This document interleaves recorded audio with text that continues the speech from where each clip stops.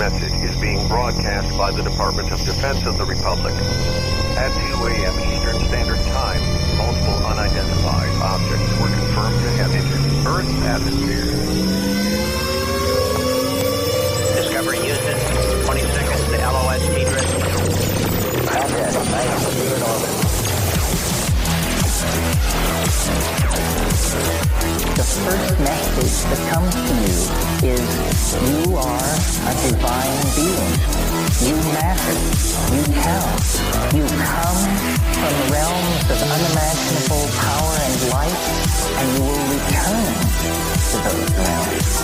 The vast stretches of the unknown and the unanswered and the unfinished still far outstrip our collective comprehension. 5, 4, 3, 2, 1. Broadcasting from Forest Tower Studios, all the way from the Deep South. Now, here is your host, Joe Root.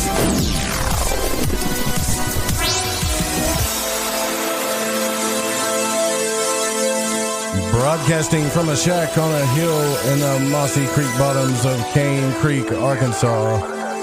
This is Lighting the Void once again, and I'm your host, Joe Roop. We are live on the Fringe FM. I hope you guys had a fantastic weekend. I hope it was fabulous. Mine was.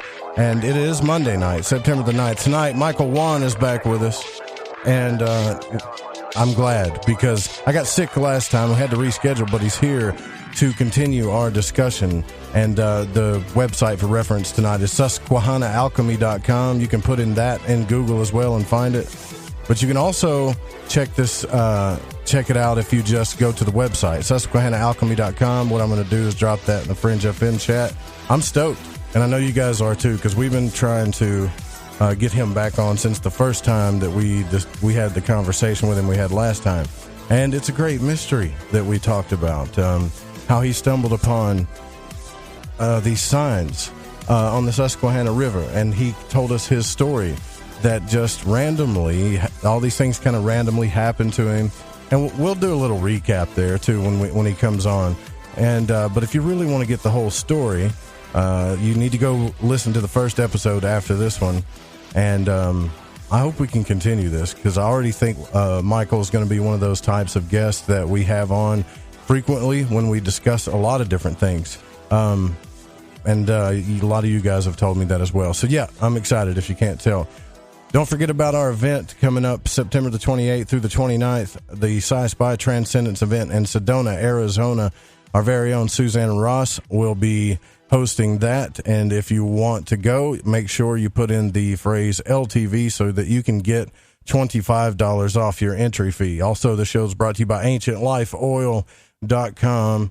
As much CBD oil is that they're out there to choose from, you don't have to worry. If you just get AncientLifeOil.com, you're getting the best.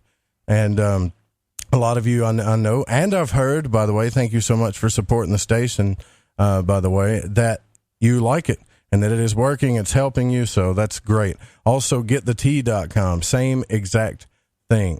And real quick, I want to say, too, that the reason why that we've chosen them to be like the main sponsors of the show, other than TalkStream Live, is that because I know Ronnie personally, and he is on a mission, just like we are here.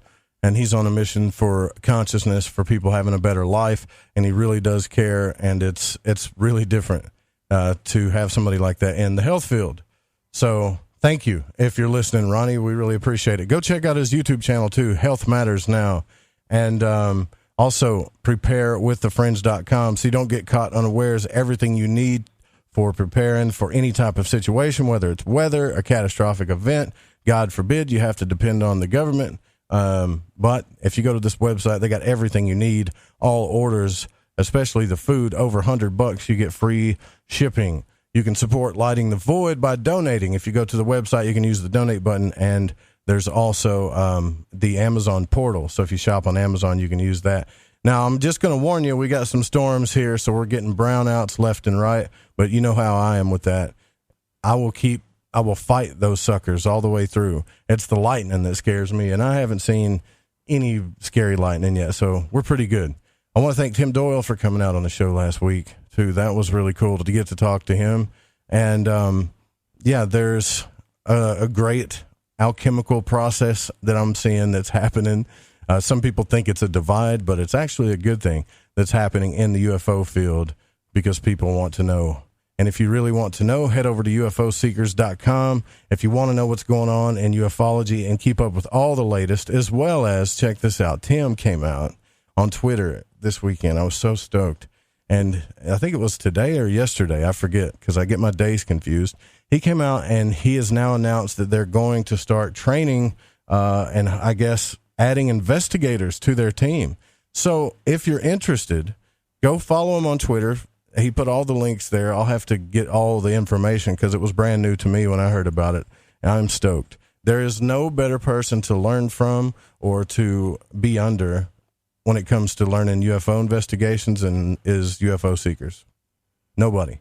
If you've had a sighting, you can give them a call at 661-UFO-7889 and subscribe to their channel, youtube.com/UFO Seekers.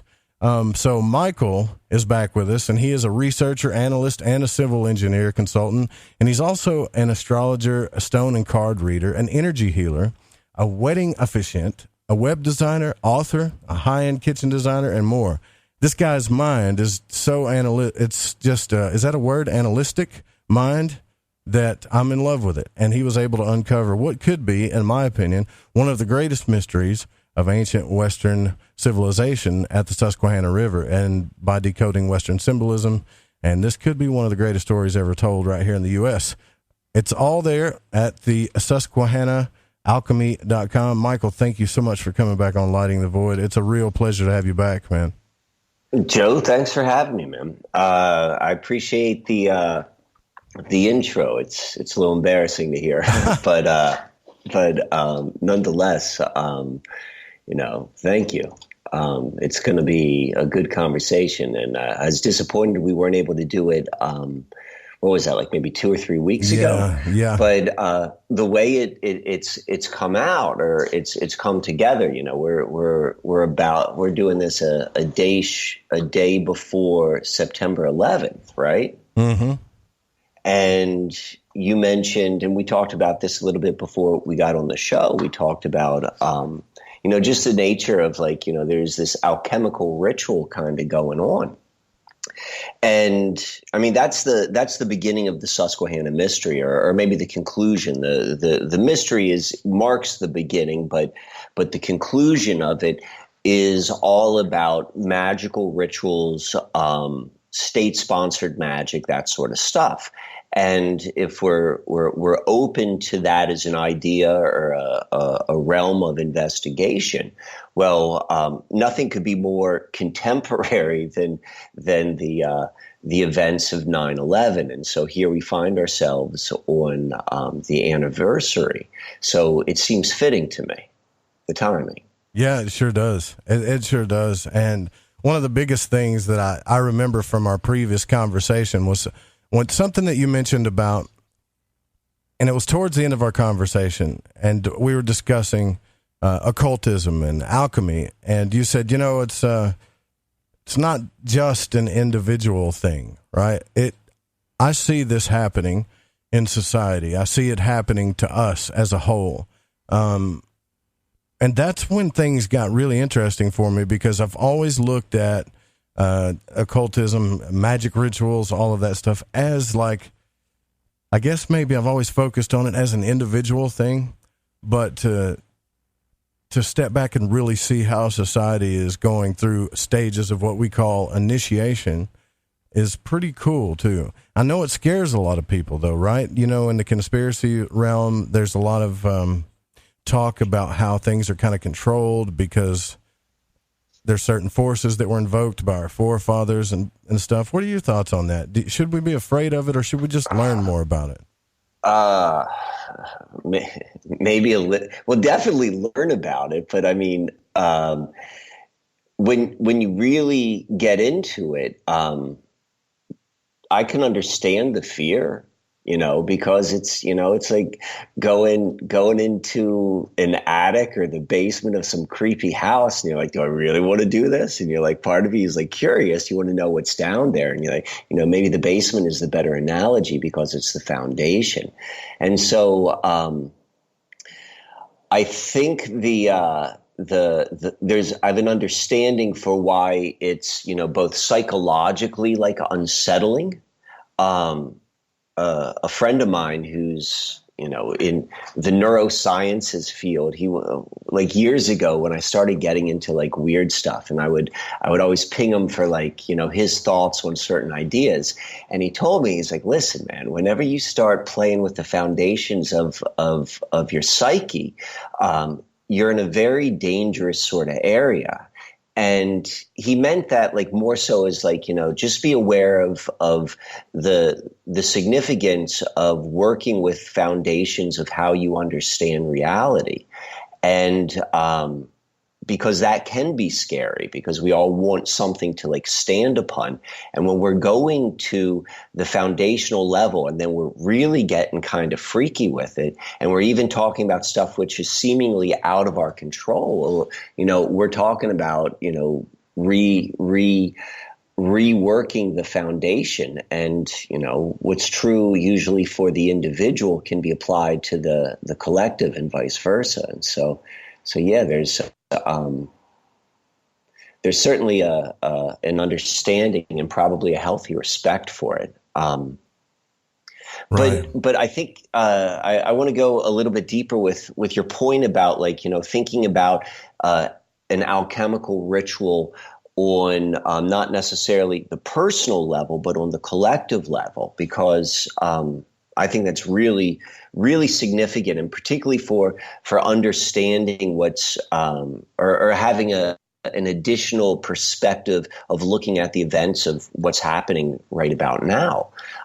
Like obviously we're going to have an individual experience. I'm having my experience, you're having your experience, everyone's got their experience, but then there's a collective one going on as well.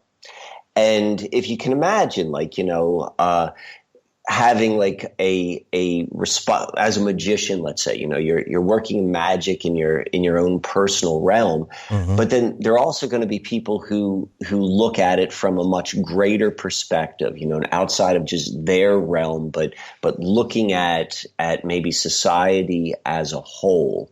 And I use the word magicians with quotation marks because, I just mean people behind the scenes, and you can apply that to every context.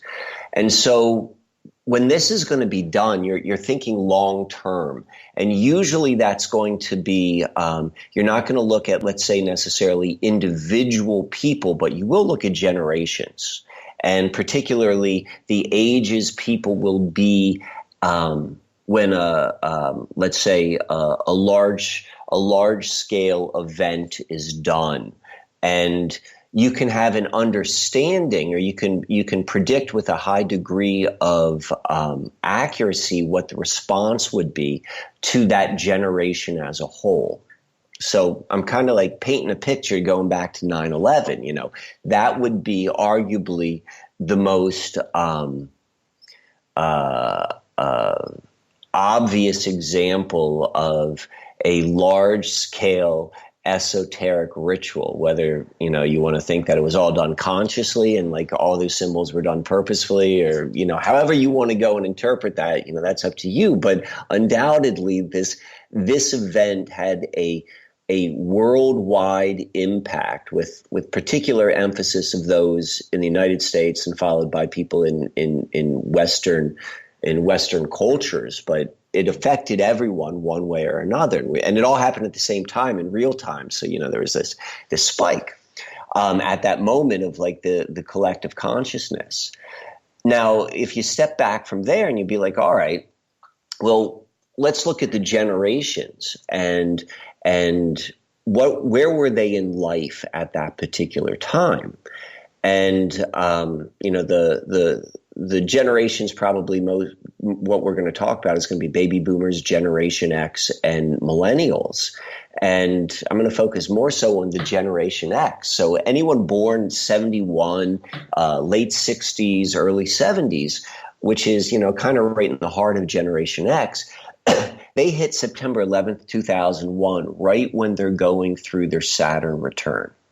And so this is like collective, we're looking at an entire collective.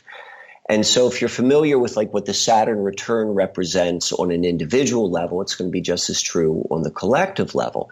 And the Saturn return happens at age 30, and it's when Saturn returns to the place it was in the heavens at the moment of your birth. Right. And from an astrological perspective, it represents when you step into adulthood. And that entire 2-year period is like the Saturn return occurs, or as it moves into that slot in the heavens of where it was. Like the theory, at least, is all of this Saturnian energy, this comes into one's inner world to be expressed. And so Saturnian energy is really about discipline and challenges and being a grown up. So Saturn is when you have your Saturn return, this is when you're an adult. You often see that's when people get serious, maybe about their career, maybe buy a house, or something usually significant happens. So if we go and we look at 9/11, and we think about the psychological place which this Generation X would be at the time, right at the Saturn return, right when they're really trying to go and establish themselves in the foundation, if you will, of society. And I'm just being general when I'm saying this. The mainstream average person down the street. This is when I'm getting serious, and you have this perfect symbol of the backbone of Western society, which is the economy, if you will. The World Trade Center is the ultimate symbol of economic stability. And when you see this collapse down upon itself, and it's drilled into the psyche, they kept showing it over and over, and you're already at this kind of heightened emotional sort of state to I want to ground. And in society, in something as solid, but there is no solid, what that communicates in this deep subconscious sort of way is you can't. It's a kick to the balls, if you will, right when you're you're most exposed, psychologically speaking.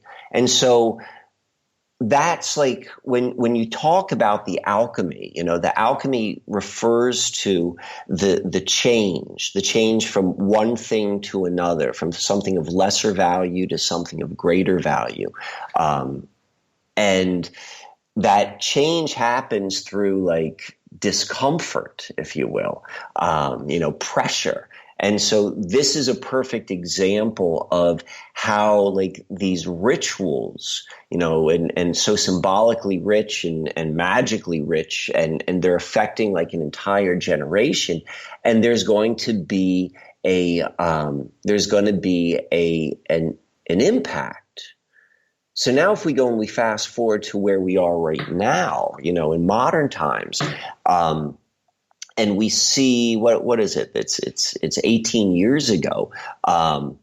We see that same Generation X. And we could do the same thing with the other generations if you're interested. And there's built into the deeper parts of one's psyche that there's no foundation. It's going to collapse. And if you're paying attention and you're seeing all the stuff which is going on, there's going to be a weak spot or a vulnerable spot to want to really, of this generation, to step into the established foundation. And as they're almost prepared for it to crumble. And as they step into like the real elder type position within society, well, they're going to be naturally looking for something new. And this is all happening as all of these changes are happening. Like right now, the biggest one, in my opinion, is like this switch to 5G. What's that going to be? And like the going live with the Internet of Things. And so everything is like really shifting right now. And to understand how people are going to respond, you want to go back and look at the last big, like kind of event. And I would say 9/11 would be that. Yeah, it definitely was. And that's something I was talking to Corey Daniel about we need to look at these dates a little closer. And I feel like the conspiracy field doesn't get taken seriously enough in a lot of ways. And I also feel like that the occultists out there, the people that understand these things, that study alchemy and magic and symbolism and correspondences, also don't get taken seriously. So here again, what I'm starting to see is a sword that where some people are afraid of the sword and others are trying to defend it. And I believe just more and more people need to understand what's really going on here. So you got guys like Mark Passio out there who's promoting anarchy in his way, which I don't mind his message. He's waking people up. He's trying to tell people there's rituals going on. There's all of this type of control going on. But when I read the Forefathers material and Freemasonic text, it really seems like a beautiful thing. So we need to figure out what happened for real, right? Instead of trying to guess at what happened or put things together. I guess we put too much stuff together in our head without evidence, and we're willing to throw things away that could really help our lives, is what I'm saying. That's a great point about when you read the original materials from the founding of the United States, because you can't come to that to the conclusion that you can't help but come to the conclusion that you just described, which is like, there's something special here, and you read that and there's something special. And so I personally wrestle with that same sort of question. I'm like, I don't know how we got. I don't want to put any limitation on whether or not, this is a bad guy or this is a good guy, because we know too little. And we have to look at all evidence and recognize, what's inherently has value, and what may be trickery, if you will. But then always going back and grounding it, though, in my opinion, is like, what's going on right now, because the floors are shifting. And so we'll come back to the history thing maybe a little bit later, because I have some interesting stuff about that. But it's a good point you bring up, in my opinion. Yeah, it is. It's something I think we all need to look at. Now, people asking me all the time too, Micael, like why do you support people like Alex Jones and Leo Zagami, and then on the other hand, you talk to occultists like David Griffin and other folks. And I said, well, I think that just like anything else, these energies are coming into balance. I think they balance out each other. They're causing us to look at both sides of things. But before we go down this road, I want people to really understand who you are, because we kind of we're jumping right into things, and we need to do a bit of a recap, you know what I'm saying, about what you discovered when it came to the Susquehanna River and what you saw. And I'm guilty of that. I like to jump right in, and so I apologize if that's been confusing to anyone. So the Susquehanna mystery is it is a look at the 400-year history on the Susquehanna River. And so if you're new to that, that's a river that goes through New York State, Pennsylvania, and then transitions into the Chesapeake Bay. It's the same body of water. And when you look at what has occurred on this river, which happens to be, if not the oldest, like one of the oldest rivers on the planet with like the most unique geological features. Like it's physically different than any other river which is out there.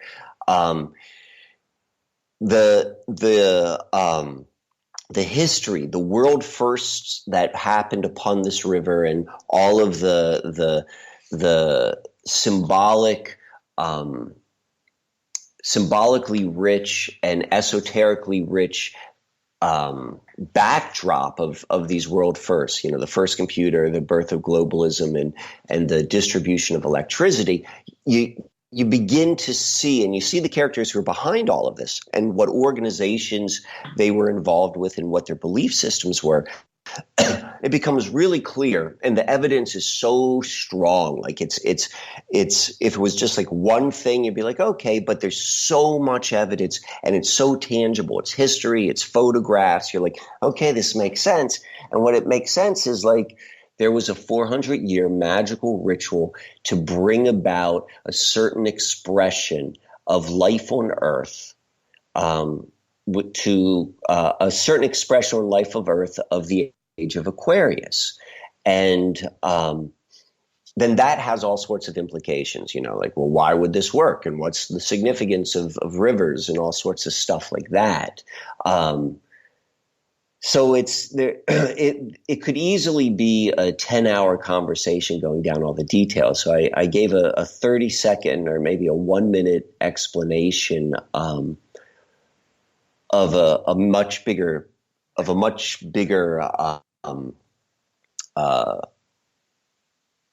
explanation.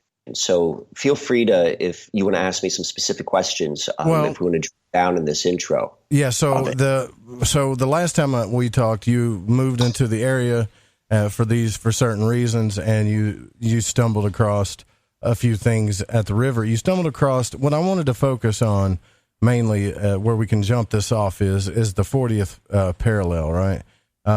This is something that I had never heard of before, and I didn't even know it existed. So you saw something on a map that did not belong, basically, and that's kind of where I want to start this off at. And all right, so okay, yes. So I talked about the evidence, and the evidence being undeniable. So this is where it began for me, because I'm very open-minded, but I'm also very like suspect and like grounded. I'm like, I want some proof.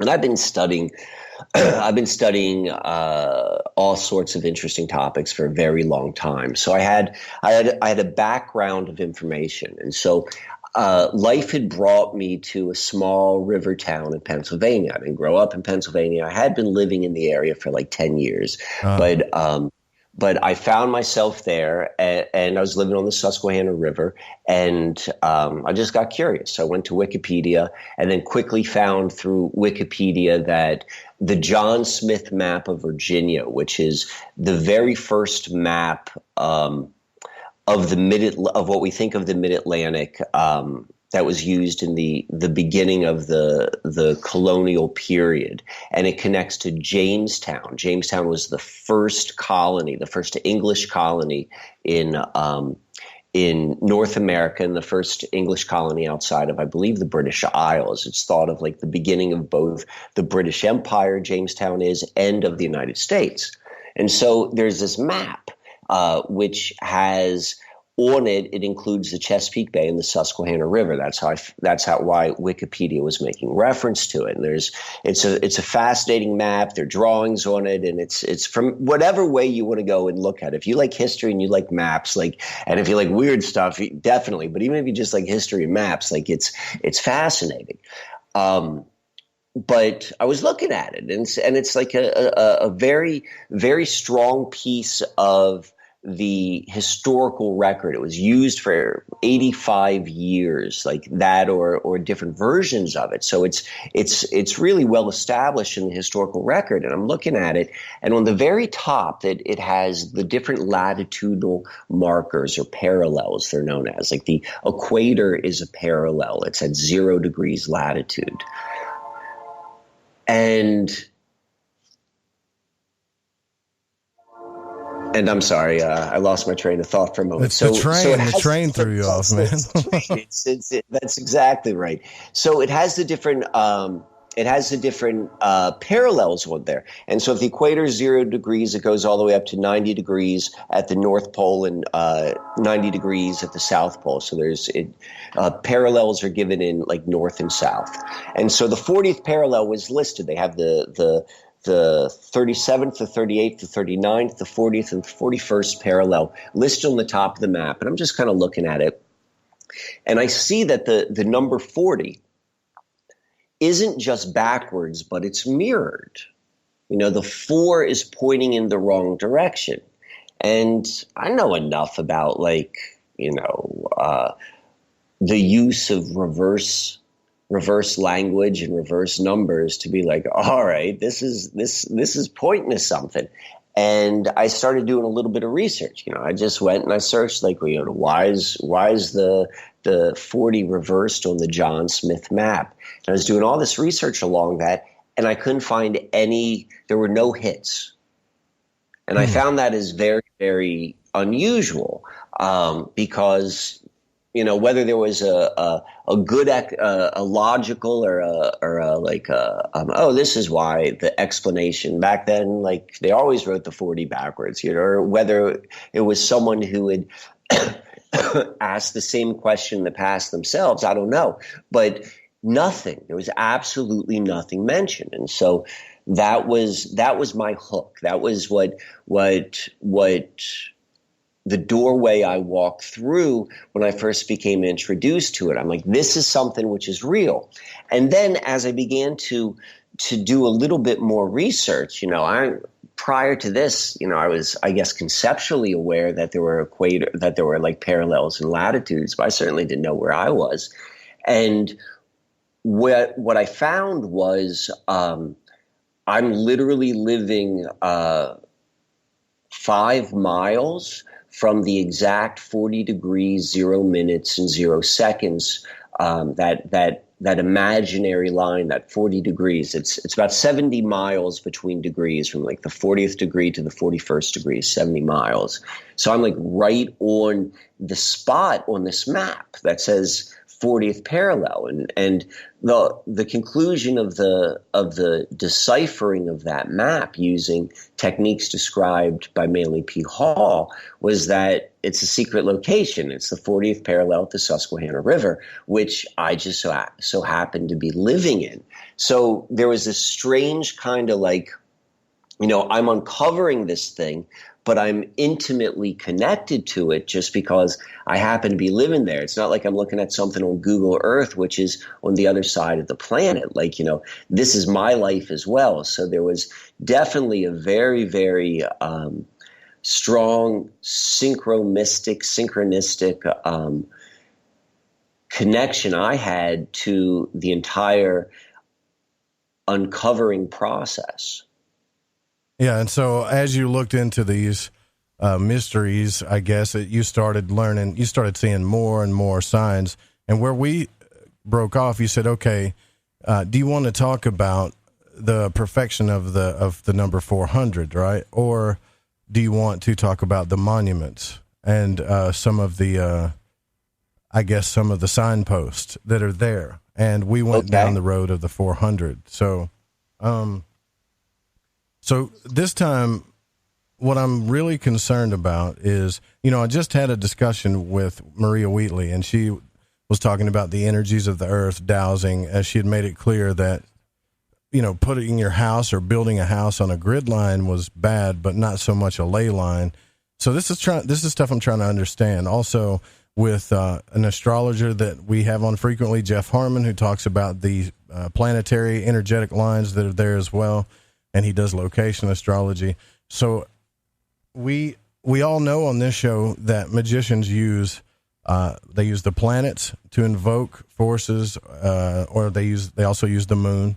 They use elements, and they use timing, because there's certain timing, right? Like hours of the day, stuff like that. And then they also use dates as well, so they can really stack numbers. And when they stack a lot of that stuff, usually that's where you will find something that's very substantial or something very powerful. And these tend to be in locations like monuments, stuff like that. We've also discussed the Pentagon and how it's shaped as, a Pentagon and why that is, and that it holds the power of Mars and the god of war, stuff like that. So from there,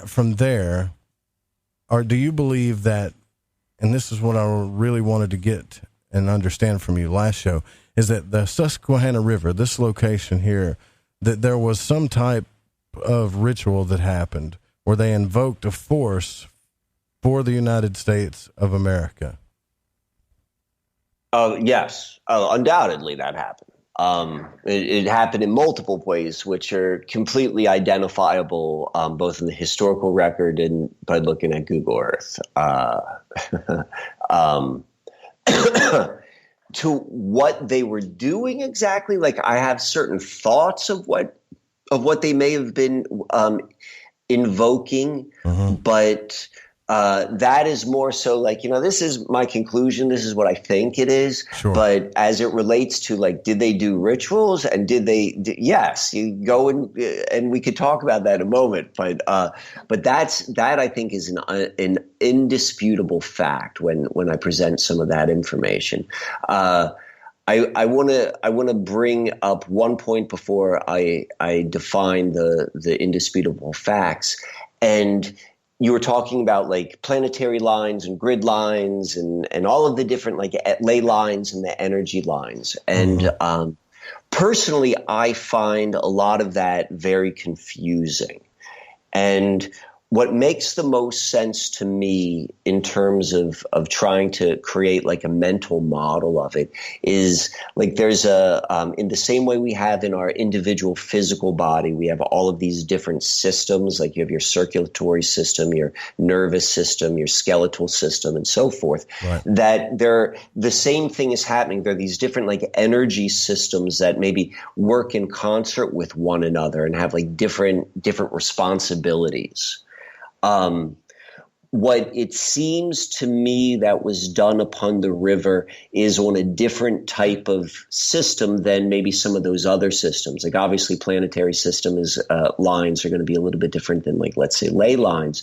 And this has more to do with the significance of water and specifically rivers. Rivers have always been seen in ancient cultures as holding a very, very significant place within both the lives of the people, like how they live their lives and the significance of the river which they were associated with, but then also seen as vehicles, physical vehicles of the divine or some sort of channel, maybe. So yeah, exactly. Yeah. Like, it's you have to learn how to read between the lines because most of the information is presented either in mythological form or in like archaeological historical form, which kind of like downplays a lot of the stuff. You're like, well, why would they be doing this? What would that relationship be? And so it's my sense that what's happened upon the river falls more along those lines. Now, you don't know the dates as far as to any of this stuff, though. When these things happen, do you? Do you have specific dates as far as? Okay. So I mean, we talked about this last time with the 400 years. Like we could look at the starting point, the establishment of Jamestown. We know that from the historical record. That's May 14th, 1607. Okay. And then where I say the conclusion of the ritual occurred was May 12th, 2007. The reasons the 12th as opposed to the 14th is because the 12th fell on a Saturday. And the Saturday is when they had like the ritual. And two things happened. There was a 400th year anniversary of the establishment of Jamestown where Queen Elizabeth II came to see. The Bushes were there, her cousins. And, so it's that big deal. And then at the location we're talking about, exactly at the 40th parallel parallel in the Susquehanna River, 1/4 of a mile away from the river's bank, exactly at that location, a park opened up that same weekend, that same date, and that's the park with the alchemical symbols on it. So it's like we've got those dates, but that's like the river ritual. But they did other stuff too, which we can bring into the equation as well if you would like. Yes, I would like to. All right. So what we have in the center, it's called High Point Scenic Vista. If anyone wants to go and search that, High Point Scenic Vista in York, Pennsylvania. That's the name of the park. And if you had a map, if you can imagine like a regular map, and it's laying flat on your table, and you've got a compass, so you got a compass point, and you got like a pencil on the other end, and you put that compass point exactly where High Point is, and then you extend out the compass to, I'm going to tell you the location of a college. It's called Franklin and Marshall College, named after Ben Franklin, the high priest of the founding fathers. And then you draw a circle from that radius. And then you're going to go and extend a line through the center, through High Point, from Franklin and Marshall College to the opposite side of the circle. So you made a perfect diameter. And you're going to go see there's another college directly opposite from it. And that's called York College. Both of these colleges, which are completely bisected by the 40th parallel, and at the 40th parallel is this alchemical sort of ritual site. Both of these colleges tie into Ben Franklin and the American Philosophical Society, and both were established in 1787. And the Philosophical Society, which is still around today, and Ben Franklin was the founder of it. It was the American version of the Royal Society of London. I think that's the full name. All right, the full name. Is it the Royal Society of London or just the Royal Society? I don't know, but that's the oldest learned society. And it was established, I think, like in the mid-1600s, inspired by the writings of Francis Bacon. We didn't even mention this, but Francis Bacon was the guy behind the map. Like, that's a pretty easy connection because he was the head of the executive council that was behind Jamestown. So when you go and you connect the dots of like timing, you could see, the map was in Francis Bacon's hand at this time, and that's where all of this stuff was put into it, and it fits his modus operandi. But the point I was making with the Royal Society is the Royal Society was based upon Francis Bacon's writings as he discussed what was called Solomon's House in the New Atlantis. That was what Francis Bacon's book was called. And all of this is very, very kind of like innuendo magical and alchemical. And so it's been said by many people way before me that the Royal Society is a living symbol of Francis Bacon or the Rosicrucian Invisible College. Right. And the American Philosophical Society, established by major occultist Ben Franklin, saying like, hey, yeah, this is our version of the Royal Society. They're like, yes, this is our invisible college. So now what we have is these two institutions, which are Ben Franklin and Marshall College. You know, it was established as a college because Ben Franklin gave the initial money to it. And then York College was founded by a guy who was a member of the American Philosophical Society. You know, how many members are there? Like 70 at tops. You know, this guy establishes it the same year. It's bisected by the 40th parallel. And then if you made a T-square off of it, so you make a perfect 90-degree angle coming from High Point, coming from the center of the circle up to the top of the circle. So you have like this perfect T, a T-square in astrology. You have a third college, and this is Elizabethtown College. And remember, this all began under Elizabeth I. That's why Elizabeth II, why she was sitting on the throne at the 400th anniversary. Like, all of these symbols kind of line up. And keep in mind too, if anybody's ever read the Rosicrucian manifestos, that's what they do. They put up signposts purposefully for people that are actually decoding these things. They also take up professions that are in the fields of science and medicine on purpose. So think about that. They hide, but they put signs out. So, and well, I'll tell you, this is what's interesting, or what I found interesting. So if you go and you look at, I have a diagram where I have what I just described, the vision I try to paint in your mind of the compass and the circle. Like, I have that diagram. That's a diagram I like to show very frequently. And it's a circle around High Point. You could see the T-square and like highlighted on the map. It's this shape is placed on top of like a regular map you would buy at a bookstore or at a gas station, and highlight on the maps of the different colleges, and you can see it like with your own eyes. But you'll see that T-square is slightly askewed from the east-west line. The east-west line, or I show like the 40th parallel going straight through High Point. But the angle which this T-square is askewed by, that angle, that shift, is 23.5 degrees. So why is that significant? Because 23.5 degrees is the angle, and I know this because I just put a protractor on this diagram which I made. This isn't written anywhere. This is just decoding it.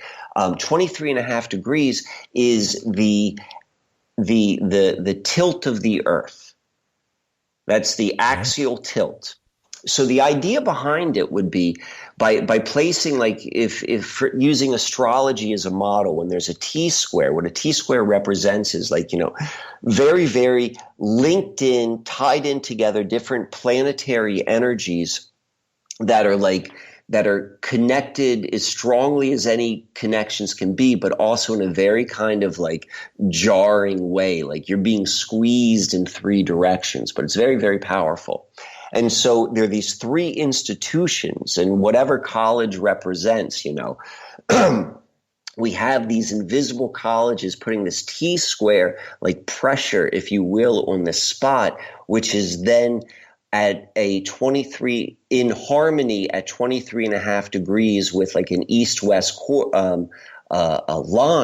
And what that does is it puts in resonance with the Earth. That's what all of this stuff is about. It's how do I link in to have as much influence on this playing field, the playing field of life, of material life. And that's what seems to be doing. So that's more of the mechanisms. And you can ask me some questions about that, but then I can go into the ritual specifically that was done, the historical ritual. Fantastic. And I think that's what you're going to like. You want to hear that? Yeah. And, I like to get into the ethical side of things too, because I know what people think once they start realizing it. Well, they're trying to influence certain powers over the country. That's terrible. That's awful. That's bad. Well, is it? We really need to ask these questions. But yes, please go ahead on the ritual part. All right. So, are you familiar with the story of how the founding fathers were inspired for the model of the executive branch and the legislative branch and the judicial branch? They were inspired by the Iroquois nation? Well, no, I'm not familiar with that. I know that Freemasonry inspired the way our government is, but as far as those branches, no. Go ahead. Well, if you go and you look not really deep in history, this is probably a factoid in the USA Today. It's that level of history. You'll see there's always this you'll see a reference to the founding fathers were inspired by the Iroquois nation for developing the government. I'm trying to paint this is our baseline. This is where we're beginning. And then the question is well, when did this happen? How did this happen? And so this happened at something which was known as the Treaty of Lancaster, the 1744 Treaty of Lancaster. And so it's my contention upon looking at all of this, and there's tons and tons of information, which, I'm just leapfrogging over to get to, this juicy stuff I'm going to share with you right now. But the conclusion I reached was that the city of Lancaster was specifically chosen because of its location relative to this sacred location, the 40th parallel in the Susquehanna River. And the entire city was laid out for an alchemical ritual. And this ritual, maybe there's like a whole bunch of other stuff that happens behind the scenes, but this one definitely happened front and center, the 1744 Treaty of Lancaster. So what happened at this Treaty of Lancaster is just that. It was the governors of 3 different colonies, of the Pennsylvania colony, of the Virginia colony, maybe the Delaware colony. They were getting together and they were going to discuss like a whole bunch of borders and boundaries and renegotiate treaties with the Iroquois Nation. The Iroquois Nation was the most dominant grouping of Native Americans in the Eastern Seaboard at the time. Like this was the most dominating group. So it was like a big deal to have this meeting. And so it lasted over a week. And it was a success, I suppose, for whatever reason. Like both parties left that meeting feeling good. But one of the closing remarks in this meeting was Conisatego, who was the spokesperson for the Iroquois Nation. And he gave this speech, and you can go and read it. And he basically, this is where the idea was given about how the founding fathers should or the governors of these colonies should learn from the Iroquois Nation and structure yourselves like independent, yet at the same time, like, you all have each other's back. And Ben Franklin was a young man, and he like took copious notes and he put it in pamphlet form, and he shared that throughout the colonies. So that's all like history. Like you go and read that in Wikipedia. So now we're going to go a little bit deeper, and we're going to go and look at like who all the people are involved in this meeting.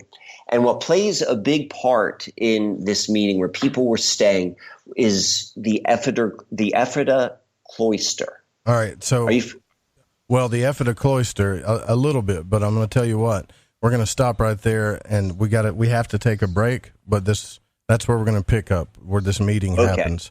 All right. I skipped the first break on purpose because I really wanted to lay a good foundation for the rest of the broadcast. Tonight, we're here with Micael Wann.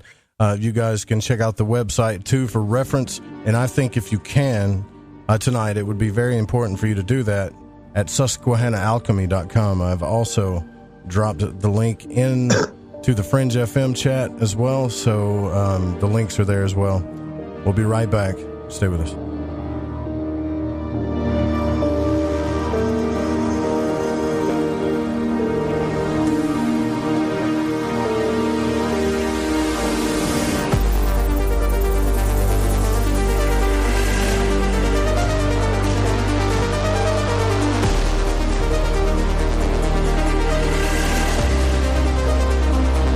Listening to Lighting the Void Radio.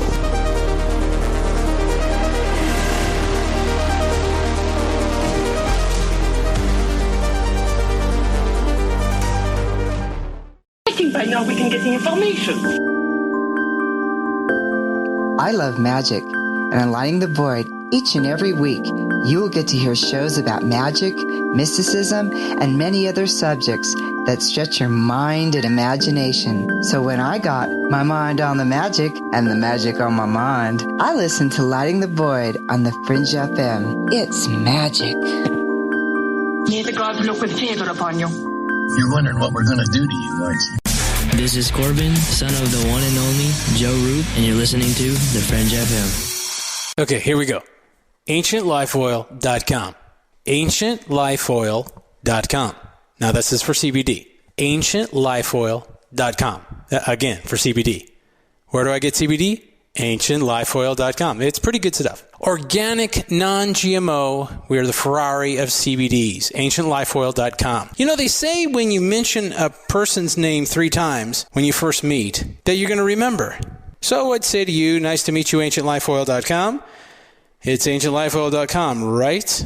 Nice to know that you help people. AncientLifeOil.com. Think about this. Occasional stress, occasional anxiety, occasional inflammation, occasional stiffness, and intruders that get you down. AncientLifeOil.com. Okay, so I'm going to give you a fact for the day. So Ancient Life Oil does not help you with business deals. Hold on a second. If you feel better, it could help you make a better decision. Okay, I'm wrong. Just remember to go to AncientLifeOil.com. Come, walk through the mossy creek and up the hill. Never mind the flashing lights and otherworldly shadows. They stay hidden within the trees. Come, step up to the shack and begin your journey to the answers that you seek. This is Lady Anne, and you are listening to Lighting the Void on the Fringe FM. Did you know that qualified patients can access medical cannabis in all 50 states? Anasense is a medical cannabis collective that helps patients in all 50 states gain access to cannabis medication. Anasense does this with a streamlined process and strict compliance with the Compassionate Use Act of 1996, the Affordable Care Act, and the U.S. Constitution. It is important for each patient to understand the legalities involved, the costs, and the benefits of cannabis medication. Through truth, legalization, and education, the medical benefits of cannabis will supplant recreational perceptions, and the real vision for change will be realized. Let the people and their personal doctors take control of their medical cannabis decisions before the greed of big business takes over. The tipping point for change is today, and Canasense is ready to lead the charge and enable legal access for all qualified patients to medical cannabis through its proven system. For more information, go to thefringe.fm/care or click the banner on the website today.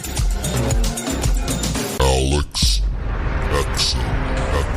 This is Alex Exum of the Exum Experience in Live Talk, where we discuss current events, society, and culture. My shows are based in actuality, actual existence, contrasted with what was intended, expected, or believed. You can listen to me live Tuesdays, Wednesdays, and Thursdays at 7 p.m. only on KTLK, The Fringe FM.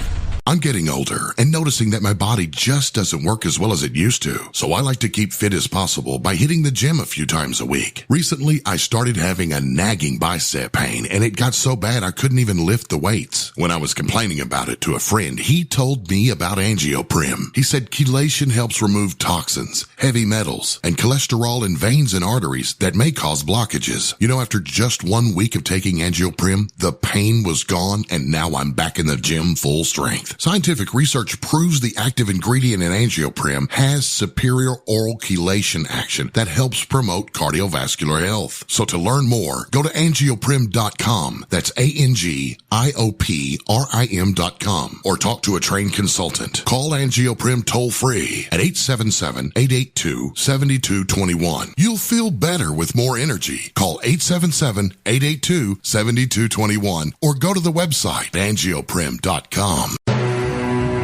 I'm Ryan Gable, and I want to remind you to keep your radio, phone, tablet, or computer tuned to The Fringe FM, and visit the website thefringe.fm to listen to the entire lineup of shows. You can also catch my broadcast, The Secret Teachings, Monday through Friday, beginning at 12 a.m. midnight U.S. Pacific Time, right here on The Fringe FM.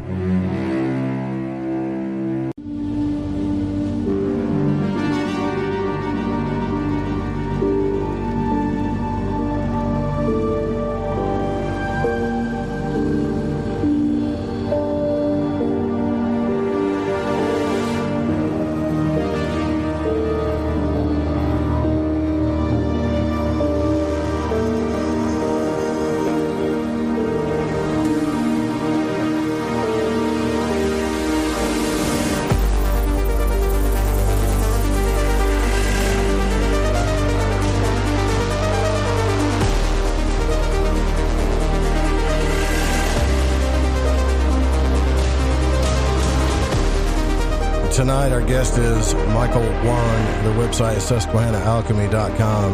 And just before the break, he had told us how he led up to this this discovery on the 40th parallel, the Susquehanna River. He looked into the history.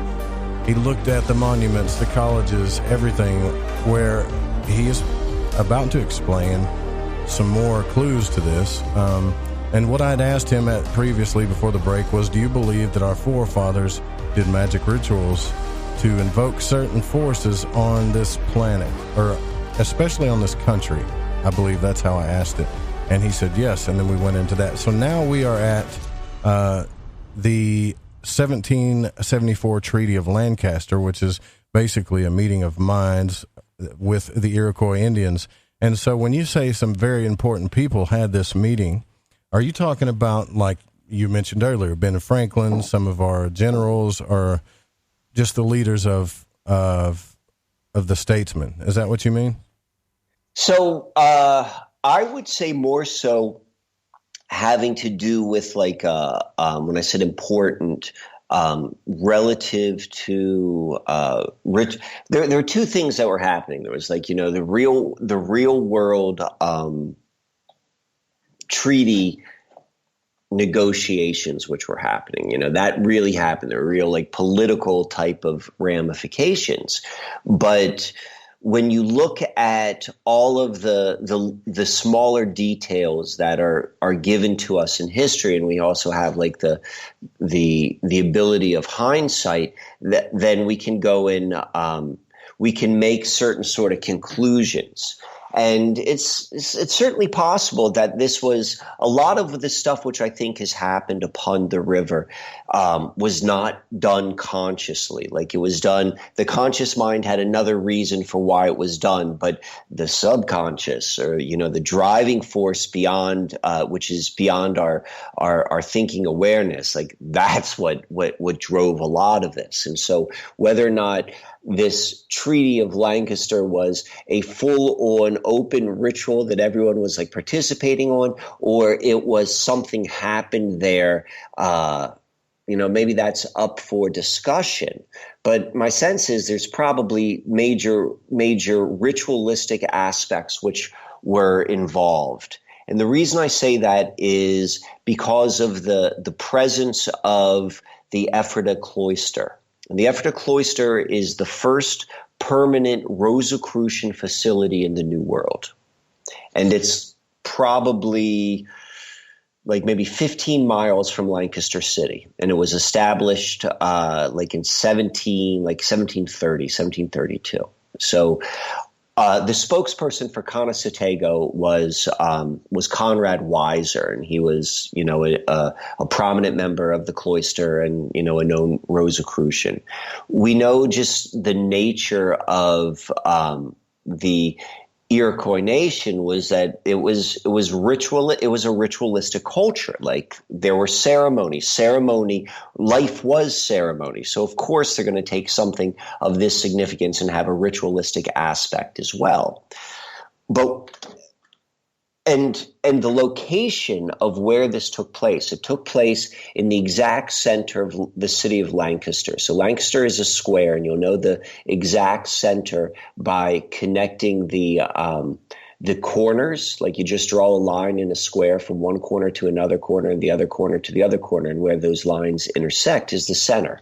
And you can see on the map of Lancaster City, that's where the intersection of King and Queen Street is, the perfect center, and that's where what's called the Old Courthouse was located. It's also where the Masonic Lodge was located. And there was a road that went straight from the Masonic Lodge in Philadelphia directly to the center of Lancaster, to the Masonic Lodge in Lancaster, and it was known as the King's Highway. It was the first turnpike in the New World. This area was very significant, is the point I'm trying to make. And so going back to Lancaster was laid out by someone by the name of James Hamilton. James Hamilton is a very well-known Freemason, but he was also the president of the American Philosophical Society. And this is just an assumption on my behalf, but I think it's a pretty big. There are many clues that Ben Franklin, who was a member of the Rosicrucian Order, or at least all the Rosicrucian orders say he was, and he left all these clues that he was a member. if he was the founder of the American Philosophical Order, and he said that it is a mirror of the Royal Society, it's probably safe to assume that maybe beneath the that there was a deeper level to that organization, which would probably be more magical in approach than like a learned society. And my guess would be the president of the association our society would probably be privy to that. So my assumption is James Hamilton, as the president of the American Philosophical Society and a high-ranking Freemason, was probably a Rosicrucian. He laid out the city. And when you read Manly P. Hall's works, and I think he's probably the best example of someone who's really looked into the founding fathers as from a ritualistic perspective, he said that they were always trying to recreate, or not recreate, but to create in material reality Francis Bacon's New Atlantis. That was like the vision behind the establishment of the United States. And so we go and we have all of these kind of like markers that point to this being very significant. You know, the presence of the Rosicrucians, the location of the building, all this sort of stuff, and then specifically that Conosatego. He really introduced the idea of Congress. He was like, you know, you guys should be independent as states, but then you should have like something where you're all equal. You're all equal and you all have each other's backs. And so that was introduced during this conference. So this is where it gets really kind of interesting, where it gets kind of like, all right, this is kind of unexplainable, other than like, you know, magical realm sort of stuff. So exactly 33 years, 3 months, and 3 days later. And so we've got 33. And the reason why that's significant is because Francis Bacon, who was the supposed Grand Master of the Rosicrucian Order, that was his own secret code for himself, 33. And he also would go by TT for, 33 as well.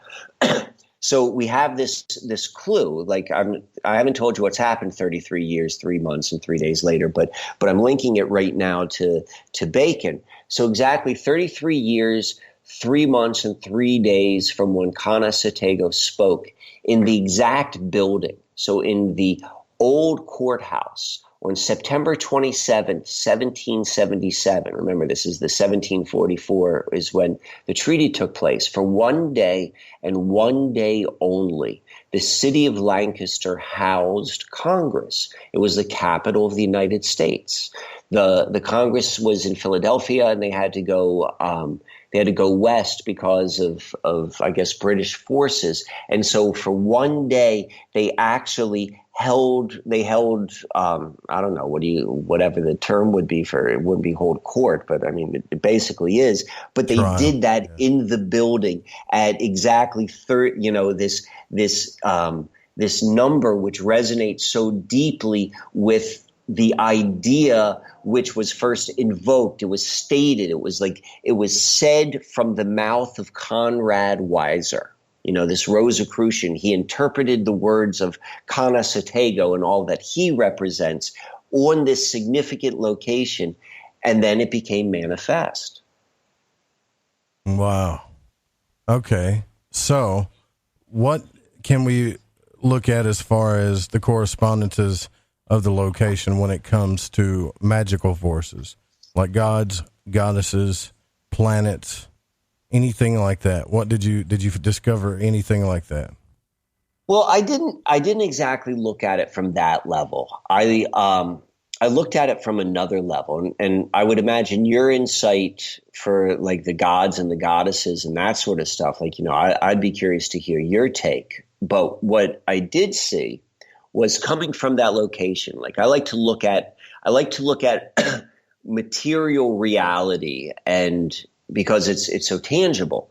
And from that location, there's a road. I told you it was on the courthouse was at the intersection of King Street and Queen Street, which is, an alchemical union. right? So King Street extends out to the Susquehanna River, and it branches off. And there are only 3 other roads that also branch off that continue to the river.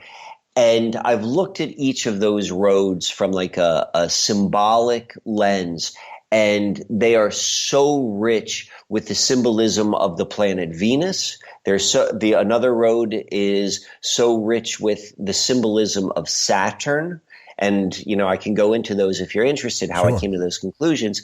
And then the third road, which I call like the road of prophecy, is the most mysterious. And it's called Route 999. And it exactly the 40th parallel and the Susquehanna River, it dead ends into this other road, which is called River Road because it's right on the river, but it's also known as Route 441, or the reversal of 144. And 144 comes into a lot of this as well. And its significance, particularly as it relates to the book of Revelations, in my opinion. But like everything, like this key number, 999, the end of maybe 3 cycles or 1 major cycle, or the convergence of 3 cycles, however you want to look at what 999 represents, right. It dies in like right at the location. And it's that's extremely magical, by the way. It's extremely. And so these 3 roads are these energy lines that connect directly to the river. And so the way I saw this is how I looked at it from my mind, was like, something was evoked, an energy was created, a vortex, for lack of a better word, and it wants to ground in, like just naturally, it's going to ground into the river, and that shows itself in real reality, and the roads were really made, and they named these roads, so each one of these roads has like an interesting name to it, which like ties into these different planetary energies I was talking about. But these are the energies that came from that spot that wanted to go and ground into the river at the key location at this 40th parallel. And I go into that in great detail, both of those in 2 different videos. One was called Mystic Lancaster Part 3, and Mystic Lancaster Part 4. They're both on YouTube. Like I go and I show maps and I explain like in detail like where all of this stuff is coming from. And it's if there's an interest there, like, this is a very niche sort of topic. This is like to get that like down into the granular level. But if you're interested in that, like the details are there, and it's a fascinating story. Yeah. And I just want to say too, as far as numbers go, everybody kind of puts all these numbers together, but we had a discussion with Corey about this, and they do gematria, multiplication, etc. The easiest way to find out just how powerful something is, right, when it comes to number, is understand that the entire Western magical system is based on the tree of life. The numbers from 0 to 10 are the most powerful. And so when you times it by 3, it makes it even more powerful. This is where 666 comes from, which is actually the number of the sun, but it also is, in gematria, its simplest form, is the number of man too, which is, I'm going to go into this real quick if you don't mind, Michael. Oh, please do. So the number 9 is the sphere of Yesod on the tree of life. That corresponds with the lunar energies and also the realm of formation. The realm of formation and the lunar energy is the magical realm, the realm of the unconscious, the astral realm, the astral light, the dream world, the realm of water. Think about that one, Michael, since this is on this river. Water, the forces of water. It all represents that realm of the unconscious where magic and the universe understands signs, symbols, monuments, and you name it. This is a huge magical trigger, if you ask me, because these are the largest forces that you learn about. And anybody, this isn't a secret no more. This used to be the most secret stuff on the planet, right? It's no longer a secret. It's all out there, and every magical book you want to read when it comes to Crowley, Israel Regardie, the Golden Dawn, the Rosicrucians, like all of the mysteries have been revealed. So when you pick this stuff apart now, you can see where the numbers lead up to. 9 plus 9 plus 9, that comes out to what, 27, right? 27 plus 2 is 9. Yes. You can multiply it. It still all breaks down to 9. And so therefore, it comes from that realm. That realm, if you imagine it, it is like, it's the realm of formation. So something has to be a concept before it comes down to Malkuth, based on symbolism, before it hits the earth. It's kind of like you can't invoke a force to this earth without first going through these realms, right? Now, I want you to think about that whole thing where it says in the Bible, no one gets to the Father but through me. Well, Christ is, represents Tifereth, which is the sun, which is kind of like the 666 realm, but it all adds up to the same thing, right? But they use these forces, the planets, and they stack the magic with the dates and everything. So yeah, I was just letting everybody know that part. So go ahead. So that to me, like when you go and you look at all of those pieces together, the conclusion is that, yeah, they were doing something and there was an effect. And then you go and you look at everything, which is if you go and you look at all of the history of what has happened then on the river and then its impact upon the rest of the globe, like you begin to get a feel of like, all right, this is very real. This is very real. And I could tell you like a quick anecdote. Can we take like a little turn?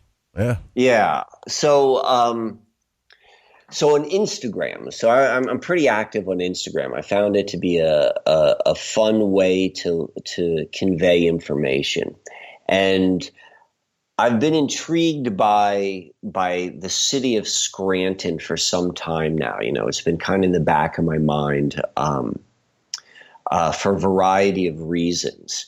And so maybe sometime this August, I did a post. There were 7 different slides or a handful of slides all about Scranton. And what I'm talking about in Scranton was just all of the strange things that seem to happen there. And so Scranton, Pennsylvania is, a tertiary, it's a smaller city in the middle of like nowhere, more or less. And despite that, it has a very, very strong influence on contemporary life. Of everything from just being the setting of the TV show The Office to being the hometown of Joe Biden, and Hillary Clinton came from there, and like one of the guys who was, we talked about 9/11, who was in charge of the Carlyle Group when 9/11 happened, like all sorts of stuff like that. And it's also the home of, if you're familiar with, the Institute of Hermetic Studies. Wow. Okay. And so I'm just kind of like talking about that. And so I did a post and B.F. Skinner is from Scranton, all this sort of stuff. So I talk about that. And then the next day I do another post, and about 5 miles southeast of Scranton is a smaller little city called Wyoming, Pennsylvania. And Wyoming is right on the Susquehanna River. Scranton is like, maybe 10 miles away. And Wyoming has a really interesting history. And this is where the state Wyoming was, its name can come back to the Wyoming area of Pennsylvania. But in Wyoming was a pretty big event during the Revolutionary War, and it was known as the Massacre of Wyoming. And it was more or less a battle how a whole bunch of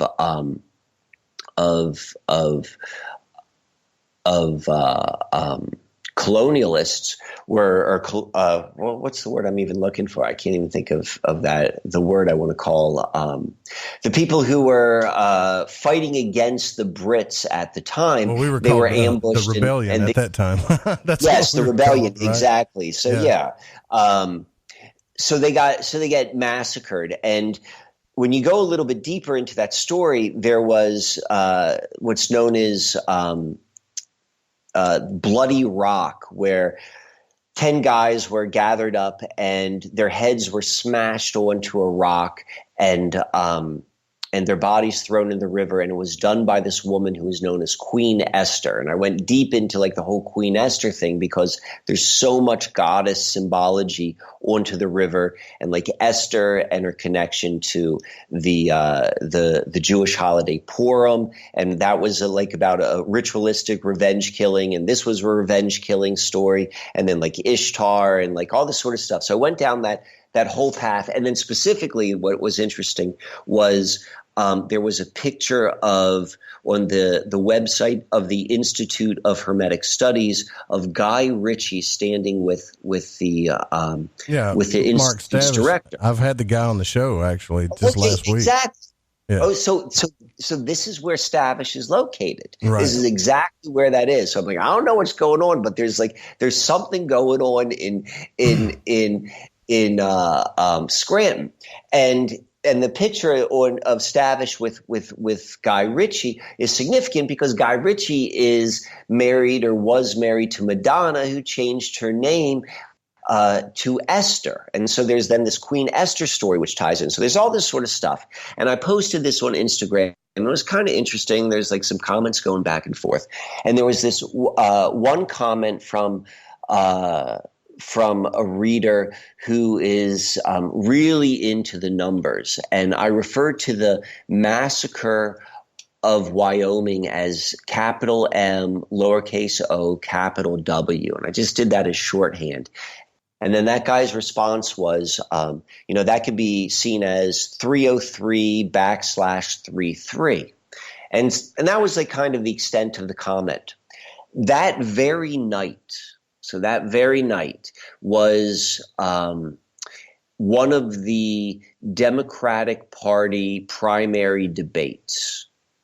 And that night, Joe Biden was on it. And Joe Biden was called out specifically in this series of posts because, he's from Scranton. And, I'm not even getting into some of the interesting stuff in there. I'd recommend if you to go look at the Instagram post itself because it's pretty interesting. But Joe Biden was in the debate. And the most interesting thing in the debate, or what got a lot of the chatter in the collective consciousness, was a flub that Joe Biden made at the very end of the debate. And so, like, during his closing remarks, he meant to say, like, go to joebiden2020.com. But it came out, it said Joe Biden 30333. What? Which were the exact numbers on the exact day. Like, we're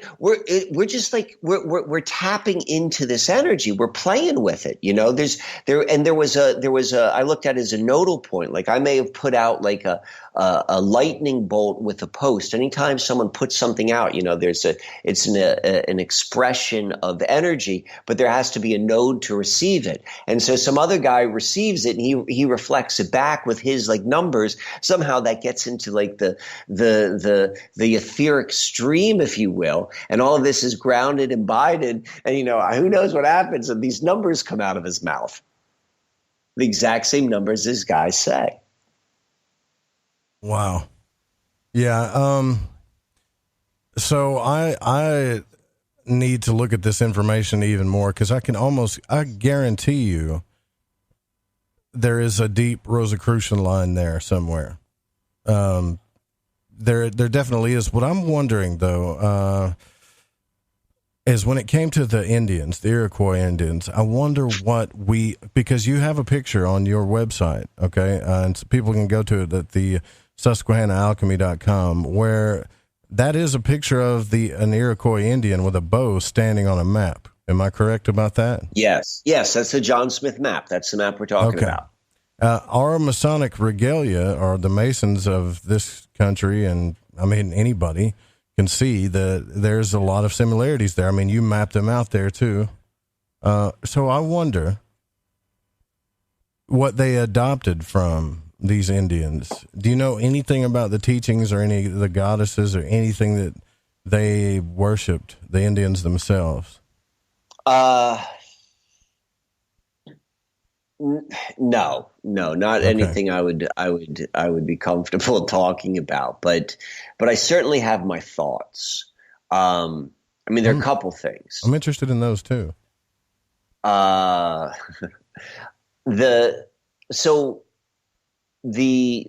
Indian on the map, it's a Susquehannock, and it says underneath the Susquehannock's feet, it says the Susquehannocks are a giant-like people, thus attired. And to put, you want to have like some sort of context. So this map, every inch of this map is considered, square footage. And the more space something takes up, like, the more valuable it is. The whole map is conveying information, no matter how you want to look at it.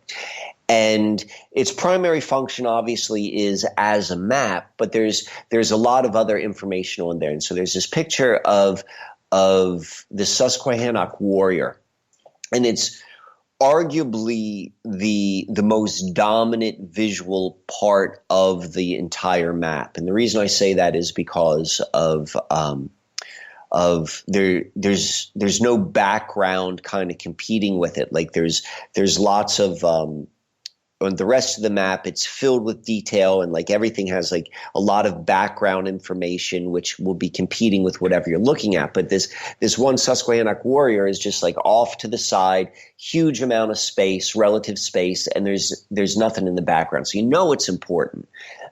And then you see that there's over 100 different tribes labeled on this map. Yet this is the only one which is really called out. Like this is a very, very special group of people. And the meaning behind it, because what you're seeing when you look at this map is an example of what's called steganography. It was a way of conveying information which was very common during this time period, which is all about hiding information in public documents, hiding in plain sight. Right.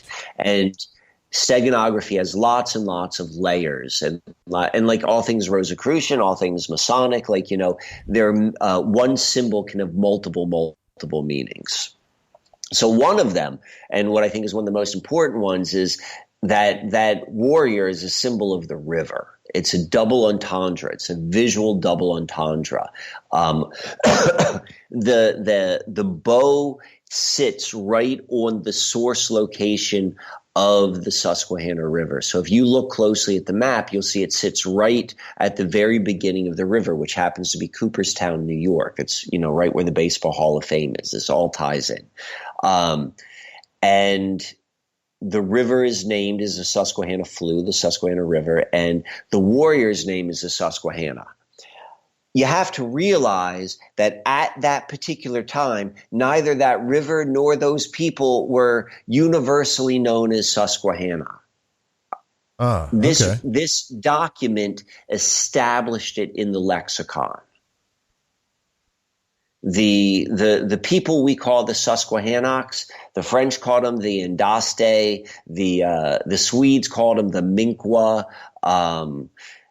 We don't know what they called themselves. And the same is true with the river. The river had different names by different groups of people.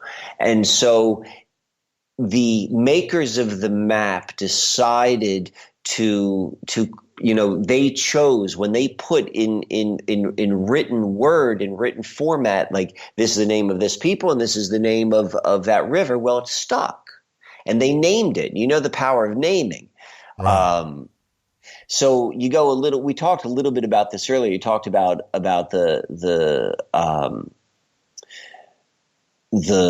any gods or goddesses. So within the Celtic tradition, within the Celtic tradition, rivers and wells are often assigned different goddesses. And within that is the goddess Sequana.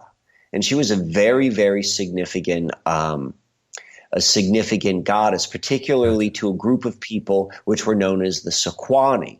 So just like we had the Sequani were worshippers of Sequana, the goddess Sequana, and the river Sequana. They were running the same.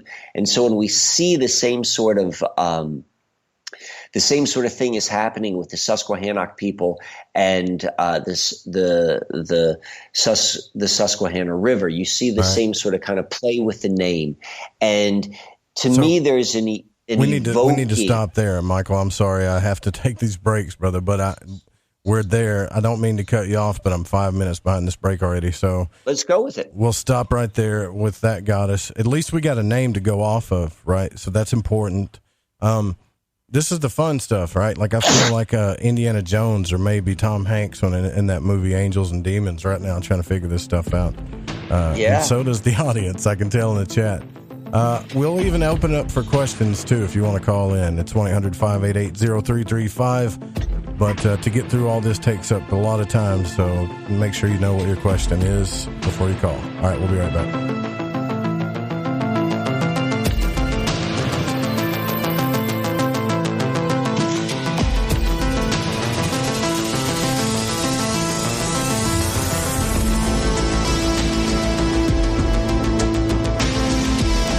Hola, Fringe listeners. This is Dave Cruz of Beyond the Strange, and you're listening to The Fringe FM. Somewhere between abnormal and paranormal, there's a show called Into the Paranormal. I'm Jeremy Scott. Hear me live Saturdays at 6 p.m. Pacific, 9 Eastern on The Fringe FM. You're listening to Lighting the Void Radio. Hi, this is Kronox from Belgium, and you're listening to Lighting the Void with Joe Roop.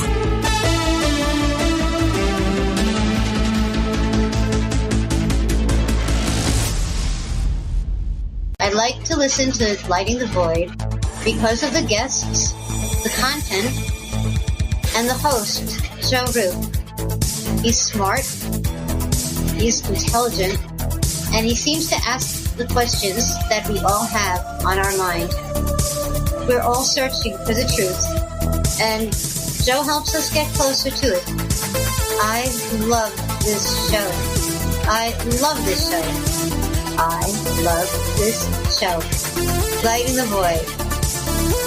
OMG! People are jumping on board to the Life Change Tea Regiment. Brew, steep, and drink for a gentle, taste-great cleanse. It's changing how they feel. See what everybody's talking about. Log on to getthetea.com. That's getthetea.com. Life Change Tea aids in digestive slowdown and helps people get moving down a healthy path. We won't make claims. We'll just let you decide. Experience is much better than a commercial anyway. If you want results, log on to getthetea.com and purchase your super strength cleansing tea. You won't be disappointed. And if you're looking for some mind-body suggestions, go to YouTube and punch in the search bar Health Matters Now. That's Health Matters Now. Put power into your health now. So, getthetea.com. That's getthetea.com for super strength tea. And YouTube, Health Matters Now. That's Health Matters Now for valuable suggestions. Getthetea.com. The tea that makes you go. Get the Tea is the #1 cleansing tea in America. We cleanse you with organic ingredients, and when used daily, you can increase your energy. Cleanse from intruders that set up camp in your colon. Cleanse your colon and feel the difference. Colon cleanses can be uncomfortable. Not Life Change Tea at getthetea.com. Life Change Tea is mild yet truly effective. Cleanse your insides every day. Easy to make, easy to use, and feel the results. Are you sold? Okay, then here's how to order. Log on to getthetea.com. That's getthetea.com. Look for our specials on the front page. Get the Tea also carries top-rated supplements for those who care about their health naturally.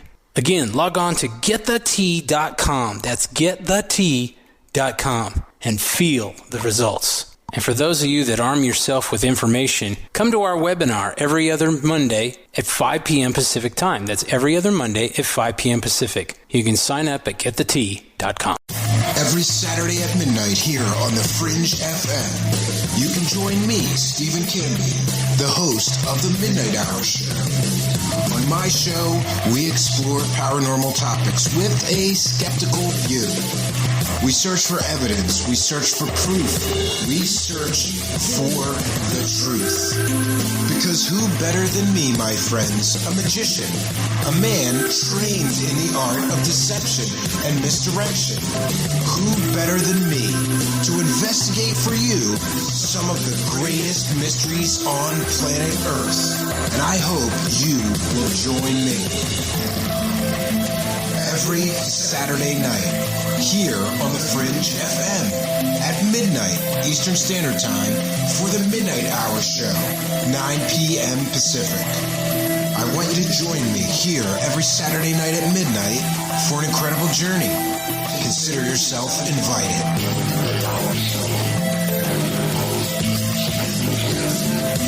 Brand new episodes of The Midnight Hour Show, available exclusively every Saturday night here on the Fringe FM. Consider yourself invited. Join us on Hey, Fringe FM listeners. Did you know that when you're on the road with limited data or no Wi-Fi available, you can still listen to every minute of the Fringe FM by calling 701-719-3971. No smartphone app or internet needed. Saves your data plan and no extra cost if you have unlimited minutes. Call 701-719-3971. That's 701-719-3971. Listen to the Fringe FM on any phone, anytime, anywhere. Ahoy there, Gigi here from Shift Happens. Do you like to boogie down to topics such as ufology, the occult, and the mysteries behind our reality? Well, I invite you to join us every Friday night at 7 p.m. Pacific, that's 10 p.m. Eastern, as we like to punch that curiosity button and tickle that fancy. We tickle that fancy, but yeah, I don't know if that's the right analogy, but there's certainly a lot of tickling going on over here at Shift Happens.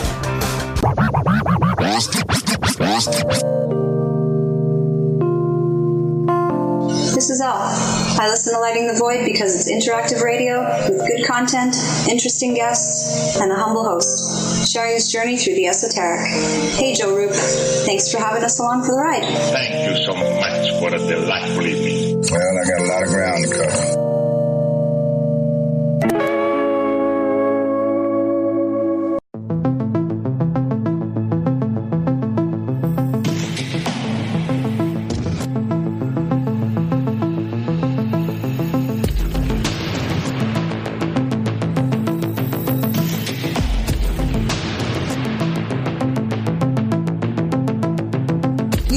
To Lighting the Void. The call-in number is 1-800-588-0335. If you would like to text, you can text in at 501-777-5631. All right, welcome back to Lighting the Void. Tonight, Micael Wann is our guest once again, and we're discussing the mystery of the Susquehanna River, alchemy, the mystery schools, Rosicrucianism, what happened on the eastern side of our country, especially in this area, at the beginnings of our country, at the beginnings of the U.S. Did a magic ritual take place? Micael seems to think so. Something was invoked. Something was set in place for us in this country. And they talk about it quite a bit too, Micael, just to bring that up real quick, and a lot of Freemasonic books and stuff about how they want to bring the New World in. And I know that shocks a lot of people because it's New World Order stuff. But we can get into the ethics in the third hour, but I don't want to stray. I just wanted to recap a little bit. But I had asked you about any gods or goddesses, and you had brought up, I believe her name was it Susquehanna? Was that the name of the god? Susquehanna, okay. Susquehanna. So Susquehanna is interesting because the research I did on her, and particularly from the Celtic tradition, there's a lot of conflicting sort of stuff. There's not everything lines up. But what I gathered was, one, we know that Sequana was very significant to the people of Gaul. That's modern day France. And that's where the Sequana River is now known as the Seine River, the river that goes through Paris, the river which Notre Dame sits upon. Notre Dame literally sits in the Sequana River. Notre Dame is a symbol towards Mary and Isis, and like it's all goddess, it's all water goddess worship. And once you see that, you see it over and over again. And then I also read how Sequana originally was located in England, and Sequana is the goddess that rules Earth. And so now we have the Susquehanna, and there is a precedent or a historical record which says that yes, some people called the river, which we call the Susquehanna, they called it the Susquehanna. But my sense is that the invoking of the naming of the river, like officially saying this is the Susquehanna as opposed to something else in this document, was really evoking this Sequana energy. And the question I have for myself, I'm not certain, is like, does this goddess Sequana, which seemingly is like the goddess of the earth or the name from this particular tradition, is it because she can be on various rivers and she just needs to be invoked? Is it like parallel rivers? Is there like some sort of relationship between the Seine and the Susquehanna? And there's a lot of similarities, which would make me think that there's a resonance there. Or maybe this was always the true location, because this is the oldest river, and it is like if there was going to be a river which would be the river that would rule them all, it would have physical markers. And the age and some of the other attributes, physical attributes to it, seem to be fitting of that type of river. I don't know. But what's also interesting is that the word Susquehanna is said to be an Algonquin word. It comes from the Algonquin language family. And this is a little bit controversial, and it is the notion that there are a whole bunch of Gaelic words in the Algonquin language. Huh. Okay. And so this goes back. There was a I guess he was a researcher. He was maybe a linguist professor at Harvard. His name was Barry Fell, and he wrote a handful of books in the 70s and 80s, and he was more or less like ridiculed for his, at the time, avant-garde theories. But he basically broke down both language and then all of these different markings found throughout the United States, and basically showed Gaelic languages and Gaelic letters and Phoenician letters and all of these indications of cultures being part of North America, what we're calling North America now, like thousands of years before, Columbus. And that one of the examples he used in there was the number of northeastern rivers that have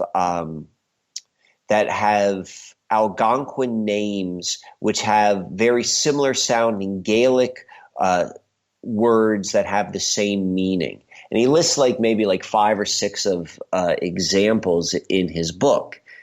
And so if that's possible, if that's possible, is because he doesn't mention the Susquehanna or Sequana. He definitely doesn't go into anything goddess-oriented in his writing, but there seems to be a precedent between this correlation between between the Algonquin language and the Gaelic language. And if we're willing to go and investigate that, well, then the names Susquehanna and Sequana and like the Druidic tradition and, a lot of the guys who were involved in this Rosicrucian, particularly 1600s time frame, also had strong Druidic connections as well. And so, it seems to line up. So maybe that was a goddess by name which was invoked. But there are many other goddess names which are also invoked upon the river as well. It's my opinion that these are all different names of kind of the same sort of entity, if you will.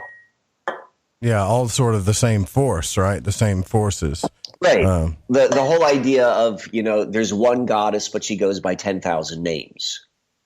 Right. There you go. Yeah. And see that to me, I would like to bring up again that in the Western system, if you look at the Kabbalistic tree of life, and keep in mind, when I say Kabbalistic tree of life, there's several ways of looking at that. There's the magical Kabbalah, the meditative path-working Kabbalah, there's kosher Jewish Kabbalah. But regardless, you can set up any caste system of gods, Egyptian, Brahmin, whatever you want, Greek, doesn't matter. And they all have a place on that tree. They all have, that's how it was designed. That's what that tree represents, is all these forces. Just like a symbol represents many, many things, but they're all true, if that makes any sense. Yeah, definitely. And so back to my question about, and it's a little bit of an ethical question. Do you believe that our forefathers put us as a country, or maybe even as a world, but I'm thinking mostly as a country, in a state of alchemy to get to the new world, so to speak, that they were trying to plan for? Now, I know you don't have to state this as fact, but just what are your thoughts on that? It certainly seems that there were very, very high aspirations for what was going to have this experiment. So yeah, we had a bit of a sound issue there, but so you're saying it seems like that they invoked these magical forces for the greatest good of humanity, right? Or at least that's what they thought. That's right? What's in the writings. That's what's certainly in the writings. But it's funny when you said that. That's when we had the sound issue. But okay, we're good now, though. Okay, we're good. So it's in the writings, and then you go and you look. I mean, it gets this is a whole nother topic, and it's definitely one very deserving of looking at, and it's like, but we're getting into this like good guy, bad guy sort of mentality. It's a polar thing for sure. And that's, I don't know if you can tell by the tone of my voice, like I'm tiptoeing around it because I can see all sides, I can look at it from all these different perspectives, but at the end of the day, what matters to me is like what is happening right now, like in our life, and then looking at what I think the direction is. And so undoubtedly,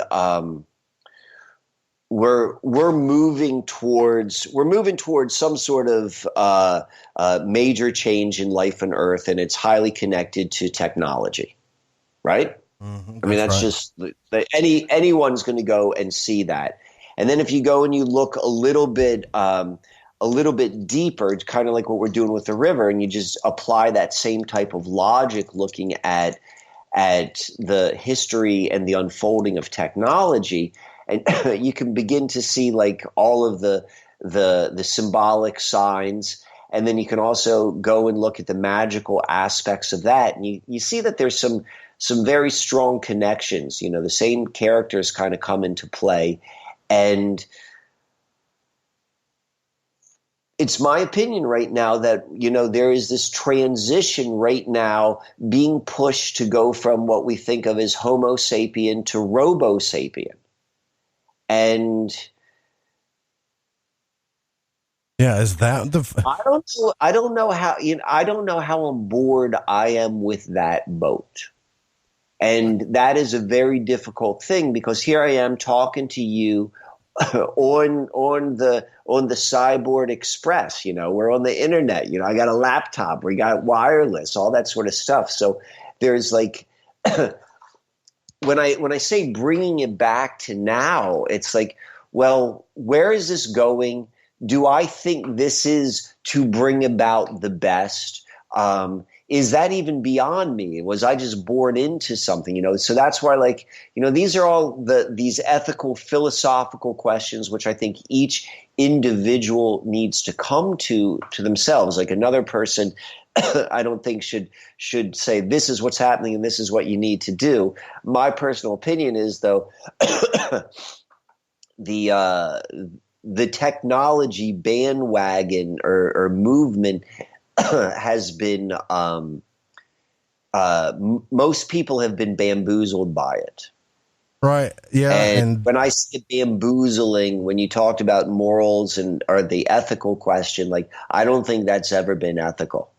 I don't think that's an ethical way. And so maybe at some point we're undoubtedly changing. And we can bring it back to many of these founding fathers. And so there's lots of talk about, how the plan has been hijacked, or like, oh, this has always been part of the plan. I don't know. All I know is this is what we are right now. This is what people wrote. This is what I can see is being written right now. And this is what I can see is actually happening with my own eyes. Well, from what I've seen with certain folks, is that there definitely is, when it comes to organizations like Freemason, some of the Rosicrucian organization nowadays, that there definitely is a fight going on inside these organizations for freedom of humanity, and especially when it comes to this country. There's a lot of belief that Crowley, Aleister Crowley, invoked something that changed everything back around the late 1800s. And I mean, it's clear if you look at a map of technological progression that time when he went to Egypt and invoked that being, and remember, he called himself the Beast 666, which is, in court, he told him that it's the number of the sun. You can call me Little Sunshine, right? Which is fine and dandy for him to recognize the powers on the Tree of Life. But he channeled a being through his wife, Rose, and the pyramids. And a lot of people think, and I mean, really look at a graph of this so you can see what I'm talking about. It's almost flat for years and years.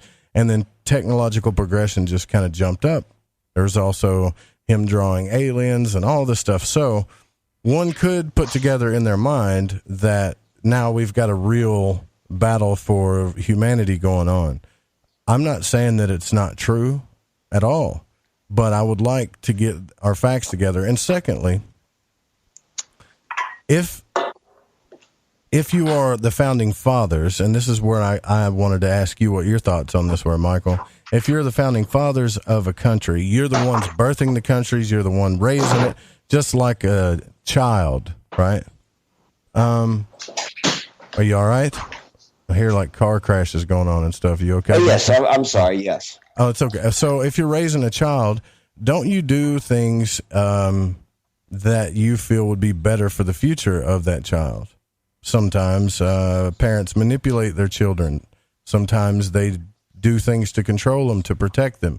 Is it really bad? That's another question we have to ask ourselves too. And I'm not suggesting it's good, but to assume that everything is bad all the time, or a great conspiracy to be mind controlled is bad too, if you ask me, because some of these forces in the universe are just there.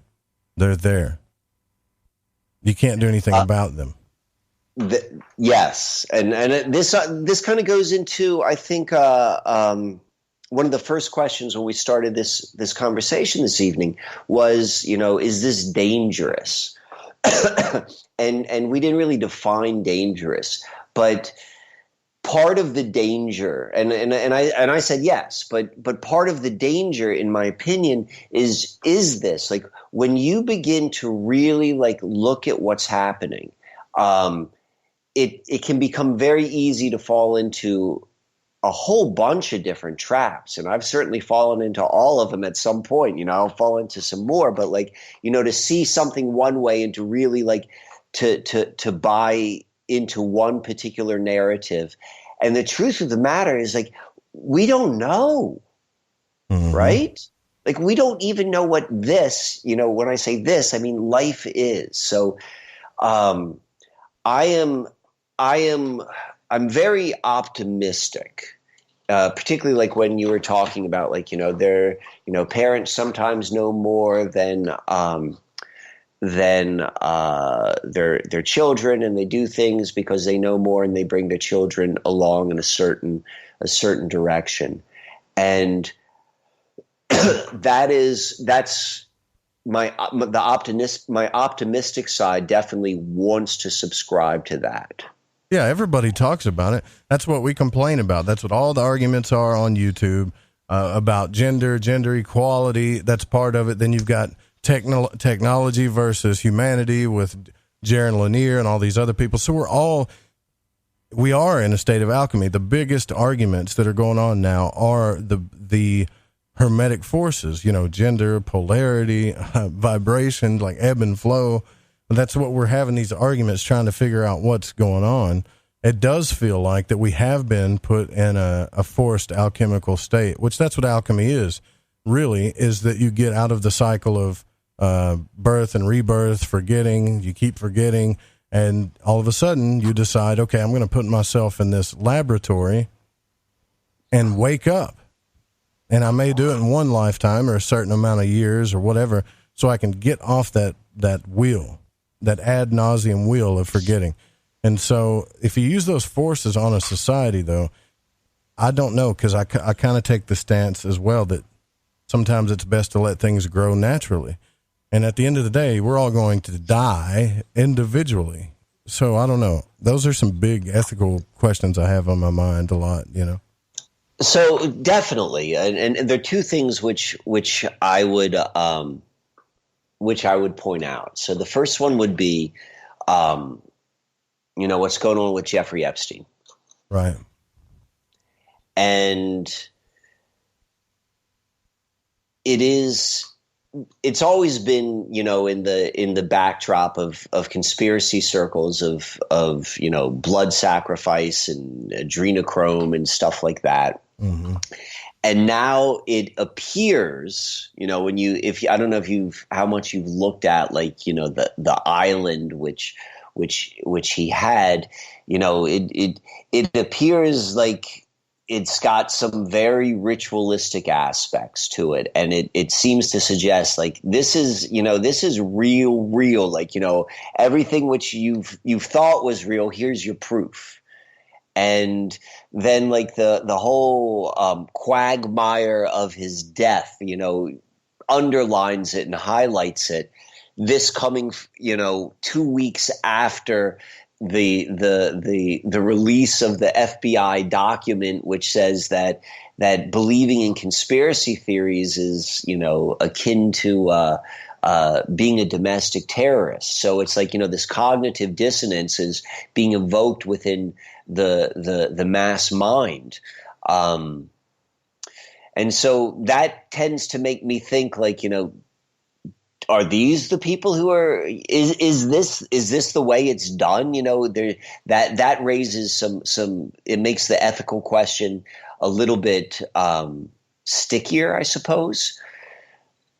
But then the second point I wanted to make was we're undoubtedly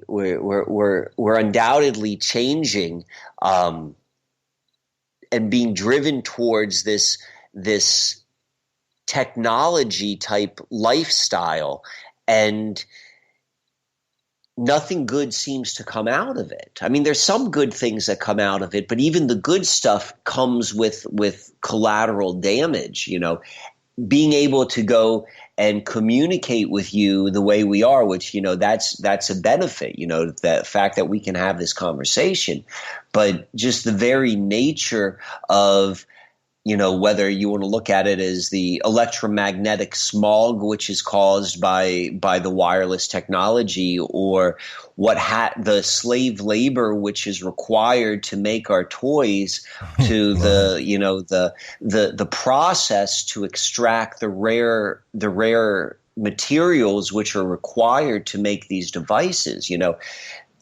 That's out of harmony. And you talked about let things grow. The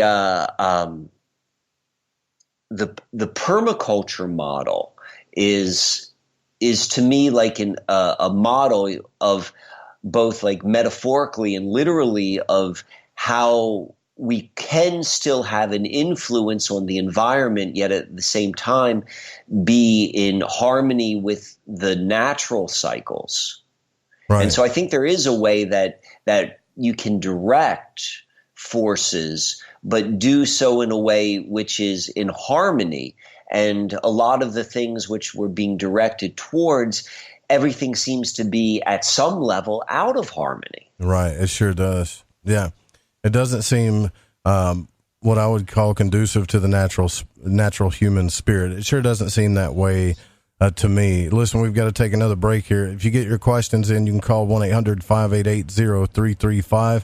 There's also, you can call 501-424-5130 if you got any questions about Micael, his research, or anything about the website. He'll be happy to answer.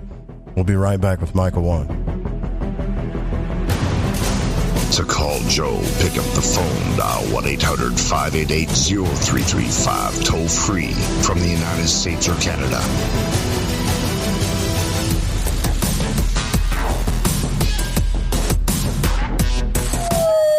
When I'm done running with the wolves after hunting down a half-ton bison, I look forward to a mind-teetering escapade evening on The Fringe FM.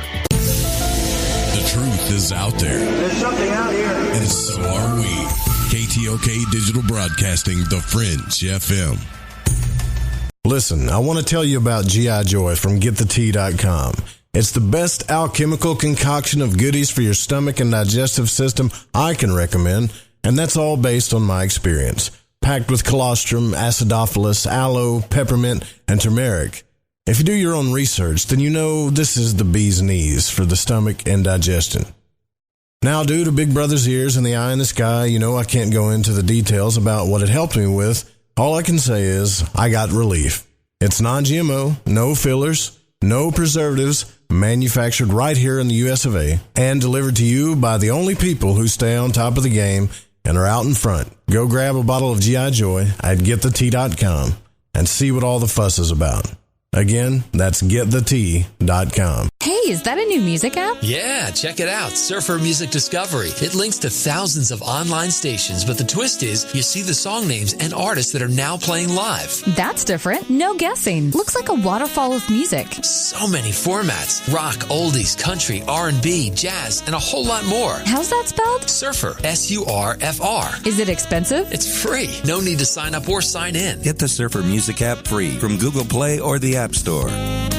Lighting the Void is proud to announce Mind and Magic's Protection and Defense course for protection from magical and psychic attacks. This is not a joke. Magic practitioners are on the rise, and with that comes attacks from baneful or black magicians that try to harm or hurt others for their own selfish reasons. If you are not a believer in psychic attacks, then this isn't for you. If you are, and you want the power to defend yourself and your family and home, then I highly suggest you grab Freighter Xavier's Protection and Defense course. In this course, you will learn how to tell if you are under attack from a natural source or if an individual is attacking you. The 4 forms of curses and attacks. How to remove self-imposed curses. The correct way to cleanse your home from negativity or malevolent entities. How to make your own holy water. What you should always keep near or under your bed. Herbs that banish negativity and promote purity. The most powerful banishing rituals on the planet. And for those that seem to want to harm you the most, how to put your enemies in a hell pit of their own making. You can also learn protection against shadow people and other entities. Or are you just in a bad planetary alignment? even how to get rid of an enemy using a tic-tac box. It does not matter what your faith or belief is, this will work. Click the banner on the website at lightingthevoid.com or go to lightingthevoid.com/Xavier. The Fringe FM isn't just a radio station. We also provide services for all your audio production needs. If you are interested in live radio or pre-recorded podcasts, we're here to help. We even do audio enhancements and voiceovers if needed. If you want to do a podcast or live radio show and even want the option to syndicate on terrestrial radio, from simple audio file enhancement to live production and call screening, we have you covered. We have worked with some of the best professionals in the business in order to provide coaching instruction for content creation, show structure, and more. Contact The Fringe Digital Media for more at info@thefringe.fm. That's info@thefringe.fm. Or call 501-777-5631 for a consultation. Ew, yuck. They're unhealthy and gross. Bugs, I hate bugs. We keep a clean home, but occasionally bugs show up. Well, I found something that is tougher than bugs. Orange Guard. From contact, it kills bugs. Plus, Orange Guard kills hidden bugs and keeps new bugs away for weeks. I know. I use Orange Guard. Plus, all of the ingredients of Orange Guard are on the FDA generally regarded as safe list. Orange Guard may be used around food, humans, and pets. It promotes a healthier planet, and here's a bonus. Orange Guard cleans where it's sprayed. Plus, it comes with a 30-day money-back guarantee. Orange Guard. You can get Orange Guard at Ace Hardware. And listen, folks, Orange Guard is tougher than bugs, and it's safe to use. Go to orangeguard.com. That's orangeguard.com.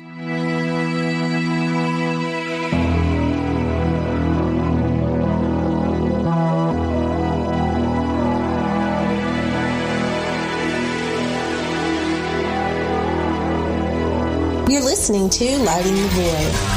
The call-in number is 1-800-588-0335. If you would like to text, you can text in at 501-777-5631.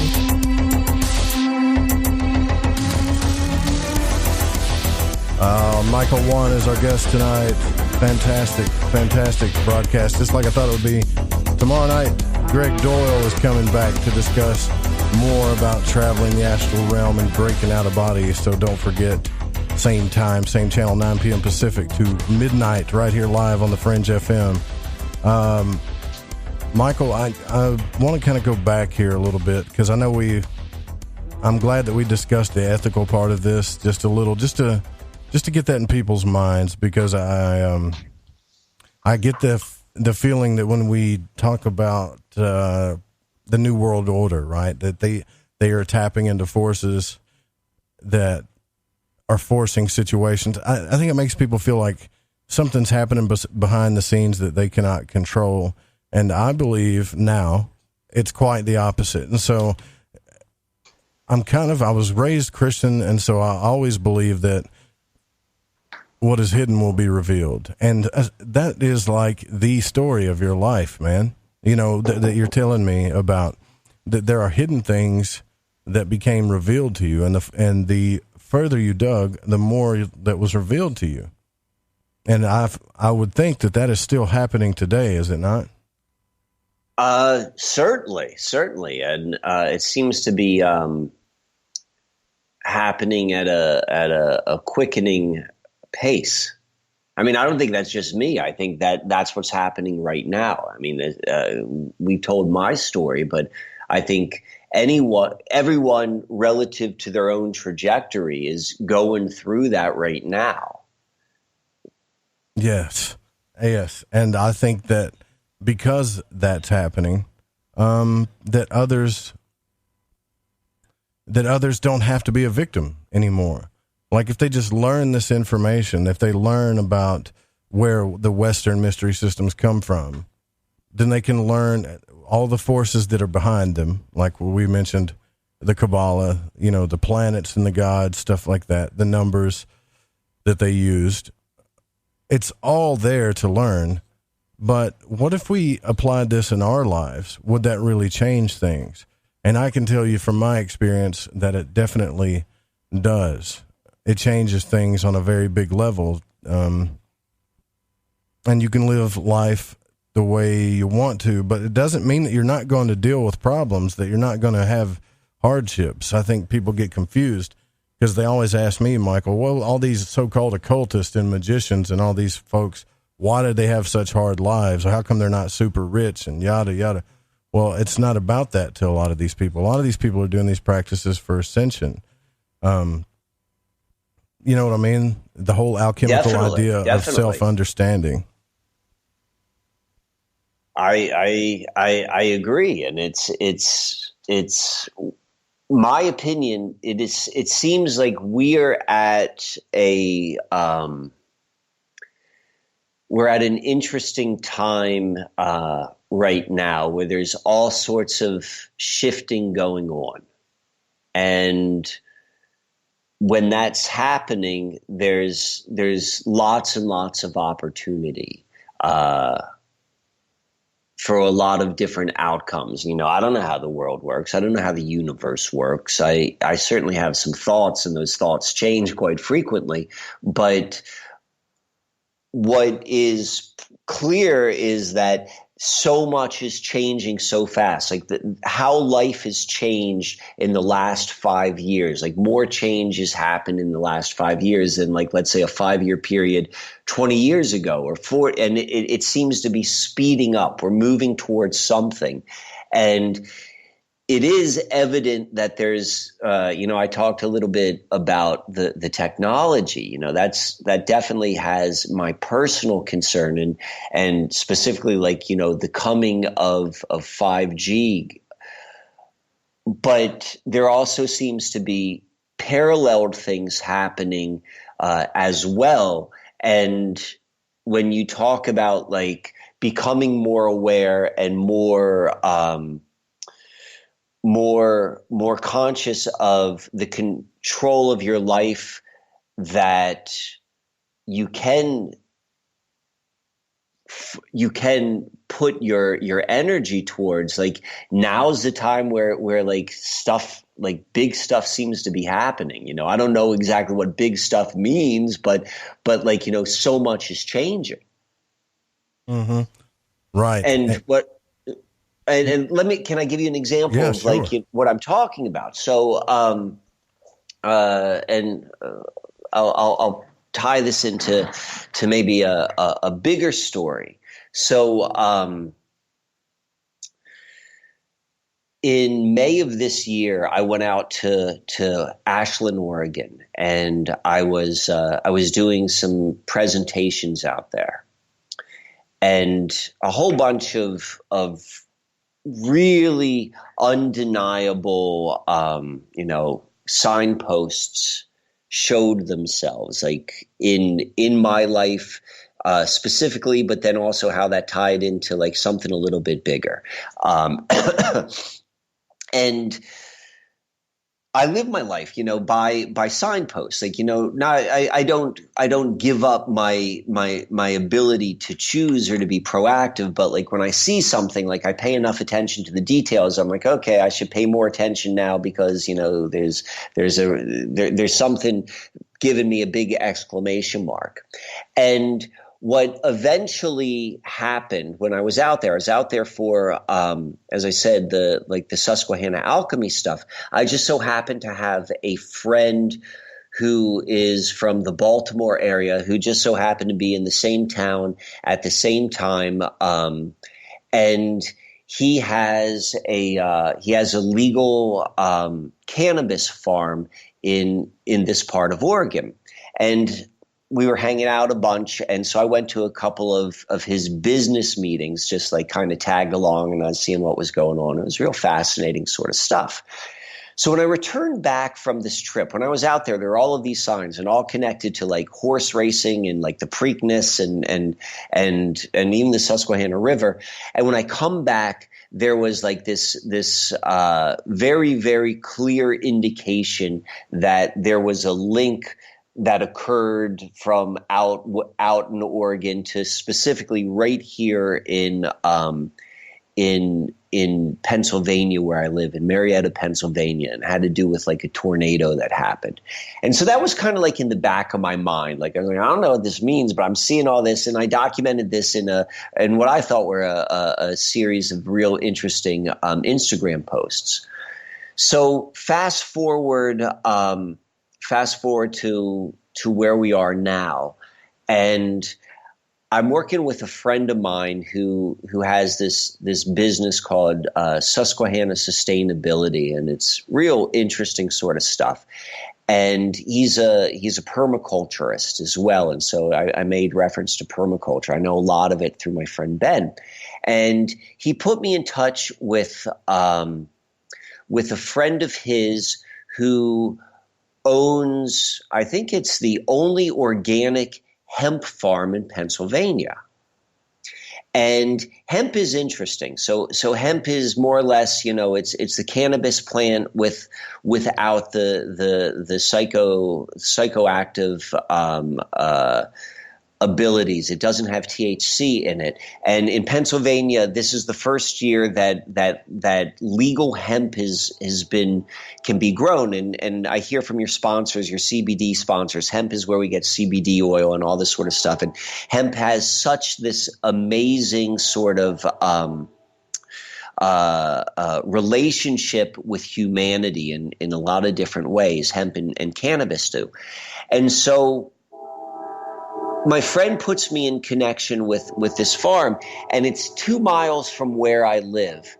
And they're about to have their first harvest. And it's this whole industry which is unfolding for the first time legally here in Pennsylvania.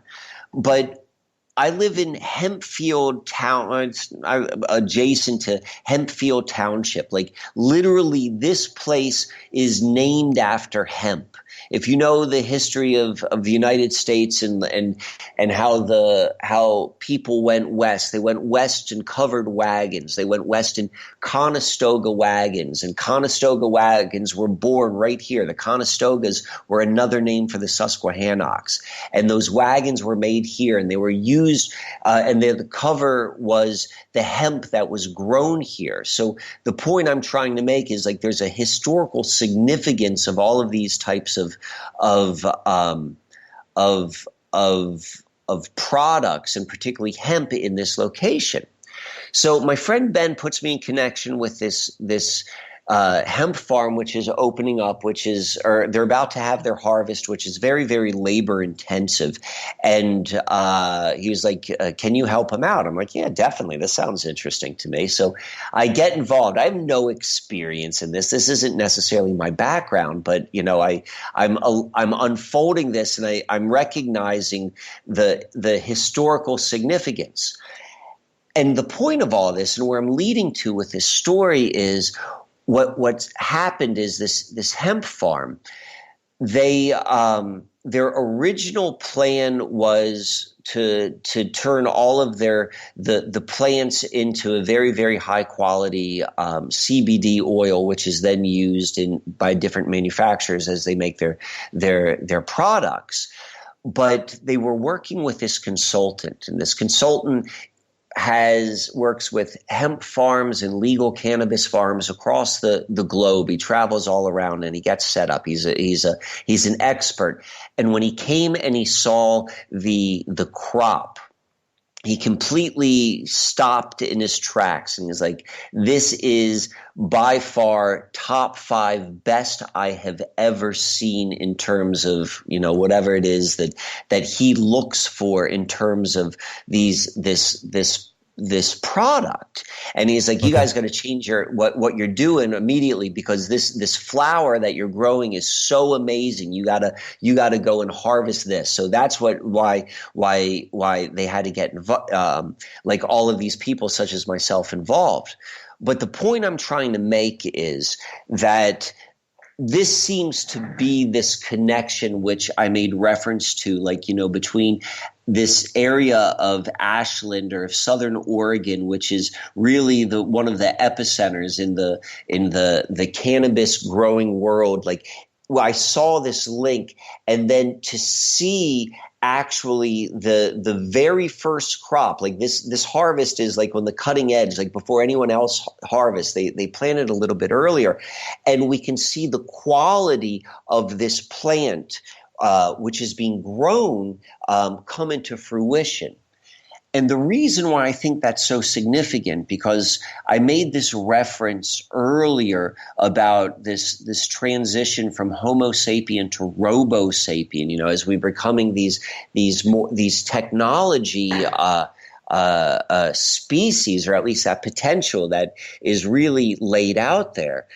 Hemp and cannabis are about as human of a thing as you can, of a product as you can imagine. Not just in the ways that it works within the human body and within the natural systems within the body, but it's a product which can only be harvested by hand. Like, there are some machines that can do it, but they don't quite do it. Everything about it is a human type endeavor. And looking at the economy, which is growing out of it, the economics, the industry, and as we're seeing, like, you know, so much of jobs disappearing and becoming automated, or everything becoming like these very, very low skilled, the gap between high skill and low skill is either high tech or very low skilled now, for sure. And we're seeing this new industry grow, or at least come online right now. And to me, that's like a sign. I was looking for a sign, and I was looking for this connection. I didn't know. To me, I was thinking mostly as it related to water, but then to see, like, firsthand in my own life how this is connected, and then how, in my opinion, how positive, how humanly positive, like, no matter how you want to look at hemp, like, you know, it cleans the soil, the product, you know, all of the industrial potentials of what it can do is so much better. Like, you know, to see that happen, to me, that is a real world tangible sign of the different changes that are also happening at the same time as everything that we're seeing with, you know, 5G or with right. With, so you're seeing you're seeing the poles. You're seeing the two different. Seeing the poles. Right. I'm exactly. experiencing the poles. Yeah, that's happening to all. I mean, that happens to us individually. I know it's like a very deep subject, right? But that's happening to us individually, and it's happening to us as a society. And so I would like to wake more people up to, honestly, to this stuff, to the occult powers that were used when this country was born, that were used before that have been used since the beginning of time. And just not to force people to use it. I'm not trying to create a bunch of ceremonial magicians on this show, but what I'm trying to get people to understand is that if they understand alchemy from a hermetic level, and even these guys, they're leaders. You know, you brought up Stavish earlier from the Institute of Hermetics. He was on here. Some of the leaders of these Rosicrucian organizations today don't agree on what the Philosopher's Stone is. They don't agree on alchemy or what it really is. So they're still at a high level trying to discover what this really is. And that is where I say that I do fear things a little bit, because if we set up forces, I'm hoping if we set up forces to bring in a new world that's supposed to be good, right? And these energies are now playing at each other on a lot of different levels, then I hope that whoever set those forces up really did understand what the Philosopher's Stone really was. That's all I'm saying. I know that's a deep and really esoteric and wild out there statement to some people, but I hope you get what I'm saying. Definitely. I hear what you're saying. So we got to kind of trust it in a way, I think. Well, yes. I would agree with that. And I also think you made the point, you said the line before about, I don't want everyone to become a bunch of ceremonial magicians. I mean, I consider myself a very magical guy, but I'm certainly no ceremonial magician. Like that's not my approach. Like the whole thing is the ceremony, the whole thing being life. But there's a researcher who I find fascinating. This guy's the best. His name is Ross Ben, and he is very, very knowledgeable and very skilled at recognizing how energies have been altered in the building of cities, particularly through the use of statues and public artworks and stuff like that. And he understands it from a lot of different levels. And I was listening to an interview with him recently, and he made this point, and I agree with it. He's like, there's something very powerful that happens when people become aware that these rituals are happening behind the scenes, because it demagnetizes a lot of like the more secret, maybe more controlling aspects of it. More controlling, yes.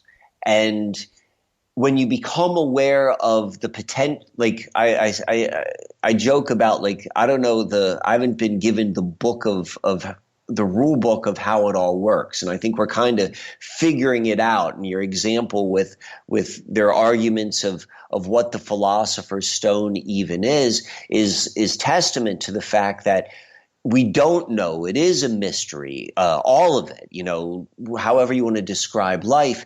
And part of this period right now, this change, this revealing is like we're learning more and more stuff. And as we begin to incorporate greater awareness, but then also a greater connection into this flow and the trust of this flow, that's when my sense would be when we talk about like this very optimistic sort of viewpoint of what the founding fathers had in mind in terms of creating this new Atlantis, to use their terminology, that's where it could come in. Yeah. I am so with you on that. I just want us to think about it. That's all. Think about it. Learning about some of this stuff, because look, we got shows on this network that will tell you that, they 100% believe that there are bad things going on, that there's a controlling force going on, like a dark cabal, so to speak. I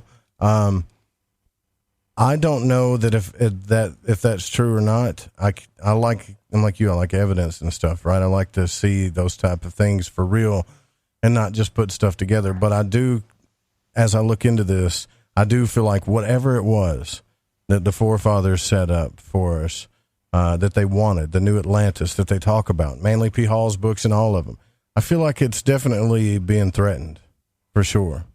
And that it is coming to a head. I mean, you're just saying a lot of the stuff I feel, and saying it in a lot better way. And they've always called this an experiment.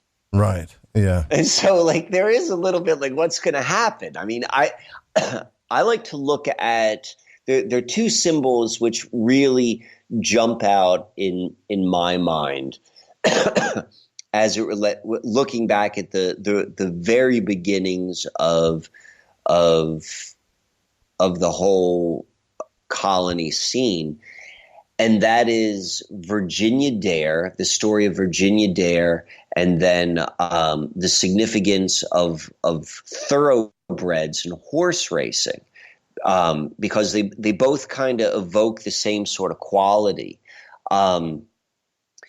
These magicians wanted to plant this land with a certain stock of people. And what they were looking for were thoroughbreds. And what a thoroughbred is a hot-blooded horse. And they're very, very temperamental. And they're very but they're fast and they're bold. And that's what the whole thing of Virginia Dare is about. Do you know who Virginia Dare is, historically speaking? No, not off the top of my head, no.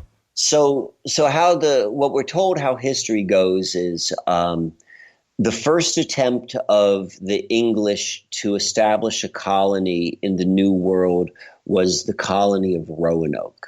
And so it's also known as the Lost Colony of Roanoke. And supposedly what happened was like they all disappeared and no one knew what happened. There's all sorts of like interesting sort of things. And the Virginia Dare was said to have been born on the colony of Roanoke. And she was the first English child born in the New World. So now we're getting into like symbolism, and symbolism. Now we're working with like magic, and now we're working with other stuff. So Virginia Dare, as being the firstborn in the New World, is really kind of symbolic of what they were trying to evoke. And it's my impression. This is going to sound a little dark, but it's my take that the lost colony was a ritualistic sacrifice. Okay, so I want to pick up after the break. If you want to call in, it's 1-800-588-0335. That is very interesting what you just said there. Looks like we got a couple of callers already waiting to ask their questions. That's good. We'll be right back with Micael Wann.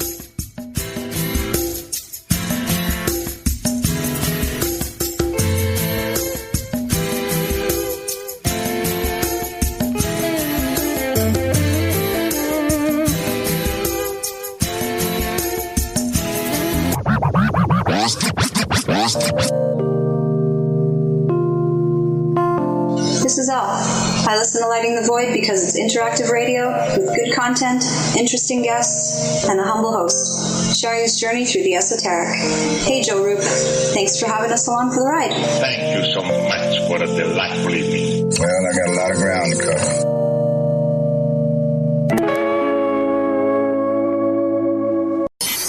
In your face, all over the place. We're online 24/7. You're listening to the hottest internet station. All right, everyone, this is Justin from the UK. Excuse the chitty. If you're into the fringe and you want to hear the brass tacks, my old china plate, Joe Roop and his guests on Light in the Void will open your mince pies. You need to shut your north and south and use your 10-speed gears and listen to them bubble. You could hear a Barry Crocker, no Brussel, but he ain't no holy friar.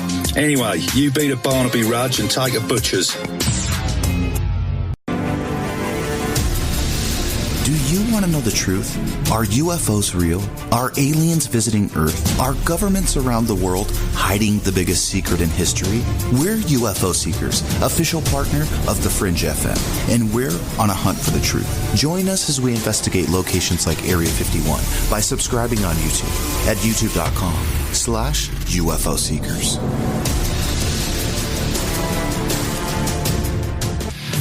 We all have that story to tell in our lives. The winds were howling. The ground shook.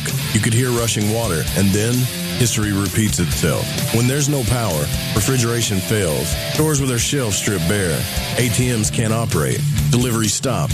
Then what? These events can last days or weeks. You need a plan. In statements made during recent interviews, FEMA Administrator Brock Long has repeatedly urged all Americans to understand three truths. FEMA is broke. The system is broken.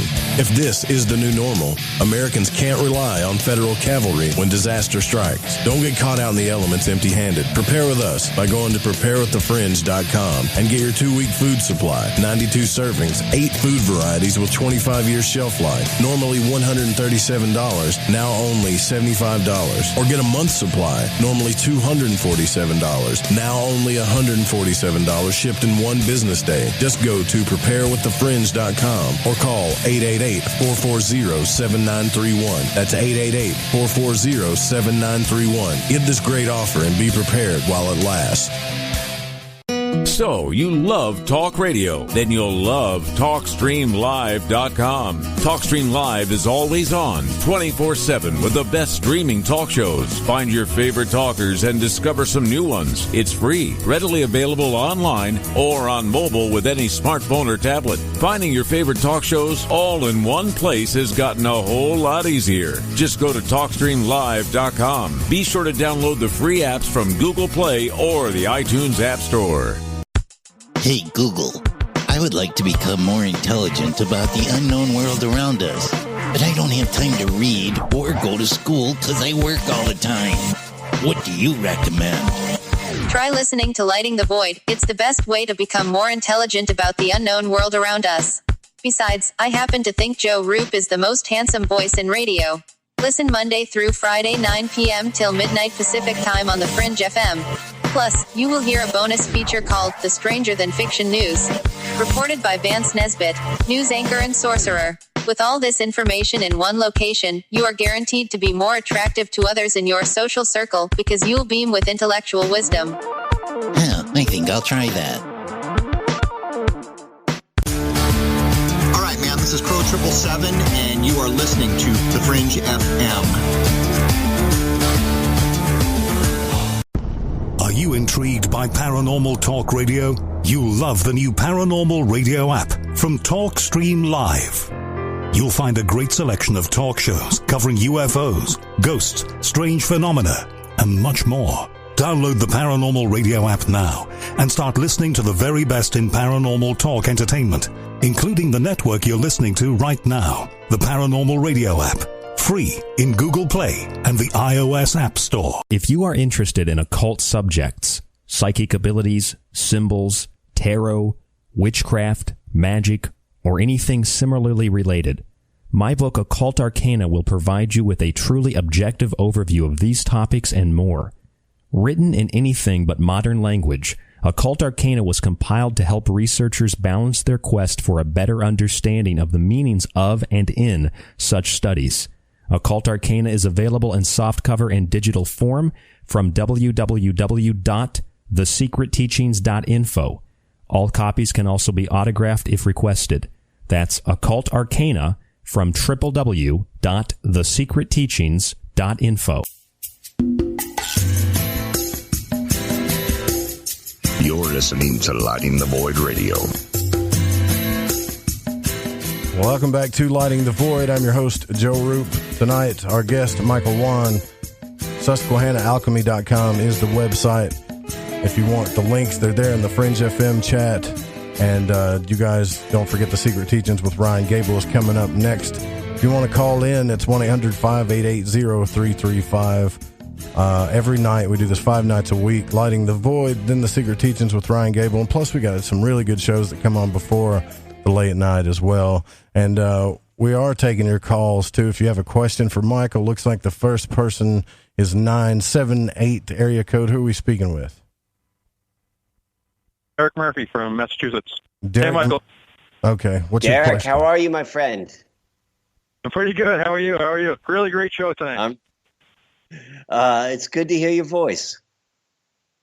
I'll just be real quick. And Joe, I'm the Night Stalker in the Discord chat. Oh, cool. Very cool. Nice to meet you. Nice to meet you. I was really quick, but awesome interview. Really great stuff, and it's very impressive how you can condense like hours and hours. Like this really would, you said earlier, take 10 hours to try to explain all of it, and you're doing a nice job of like condensing it down to a way where somebody who has no familiarity with it can understand it, and it's been really interesting to hear. But real quick, did you see on August 31st that there was a mysterious rumblings or booms on the Susquehanna and on August 31st, you said? Yeah, I'll post a link in the chat after I hang up. But the article said that there were definitely no earthquakes. That the fire department went down and checked all the gas lines. There was no explosions. There was multiple reports of shakings, and then 1 week later, or less than a week later, the same thing happened in New York. And I just think that's interesting because people are hearing these shakings all over the place, and the idea that maybe it could be tied with these rituals. Like in Lovecraft mythology, in the Dunwich Horror, they do like the main character does these rituals at America's Stonehenge, and it causes like these fires in the sky, and then these shaking and rumblings like in the ground, and that's how he's like figured out. So I wonder if like there's some kind of Susquehanna rituals that you're talking about could be causing these rumblings, or obviously there could be something going on underground or something. But I just figured I'd throw that out because it's in your area. So. Well, first of all, I appreciate the kindness, Derek. You know, you always got nice things to say. I saw the stories. I saw the headlines, but I did not go that deep. But you're right; they're very close to right here. My initial thought was when I saw that was just like fracking sort of stuff. But I don't know; it's strange. The big conspiracy that people would like the thing people jump to first is like underground bases and stuff. That's kind of the first conspiracy that people go to. But I've been trying to tie like the ritualism and like the ritual sacrifices or any of this kind of stuff to these mysterious shakes that people are hearing like all over the place. Well, what would cause? I mean, can you explain? What do you mean? Just like quickly. What do you mean? How would a ritual cause that?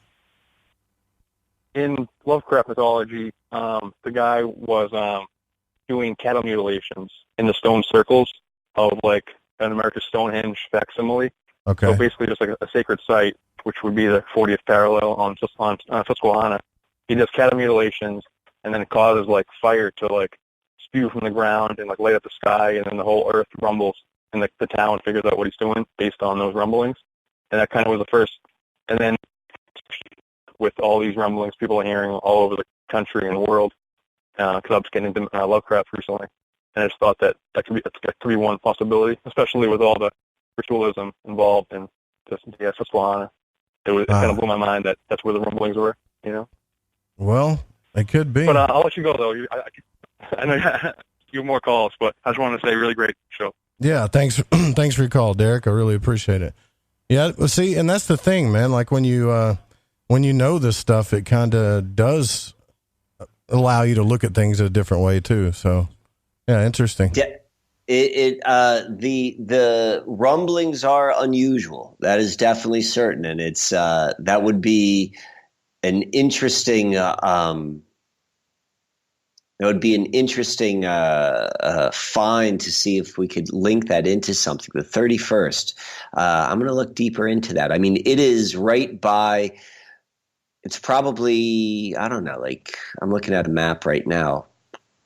20 miles from where I'm sitting right now is where the epicenter was said to be. So yeah, it's very close. Well, I wanted to ask you too about a couple of things that you do that I didn't get to ask you, and I don't know how comfortable you are with talking about it, but it is so intriguing to me. The starboard astrology.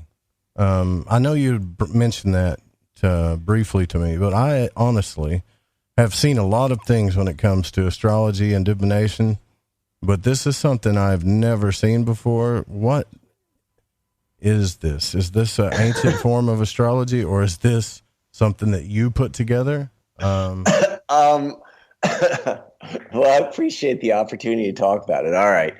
So, I think it's cool. I definitely recognize the symbolism for sure, and the elements and everything.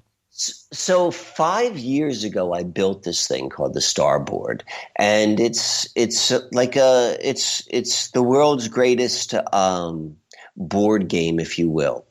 And I took immense care. Like I create a lot of stuff. I make a lot of art, and this would be one more piece. And it's I could spend probably an hour telling you about like everything from like the ratios that were put into it, and the colors and the materials of the sand, and like obviously all the astrological symbols. But at the end of the day, what it is it's a representation of the zodiac, and the zodiac is a representation of the heavens. And I use it as a way. There are two levels. So I have stones which represent the different planets, and I'll just build a natal chart, or I'll build a particular moment in time as it represented by the placement of the heavenly bodies.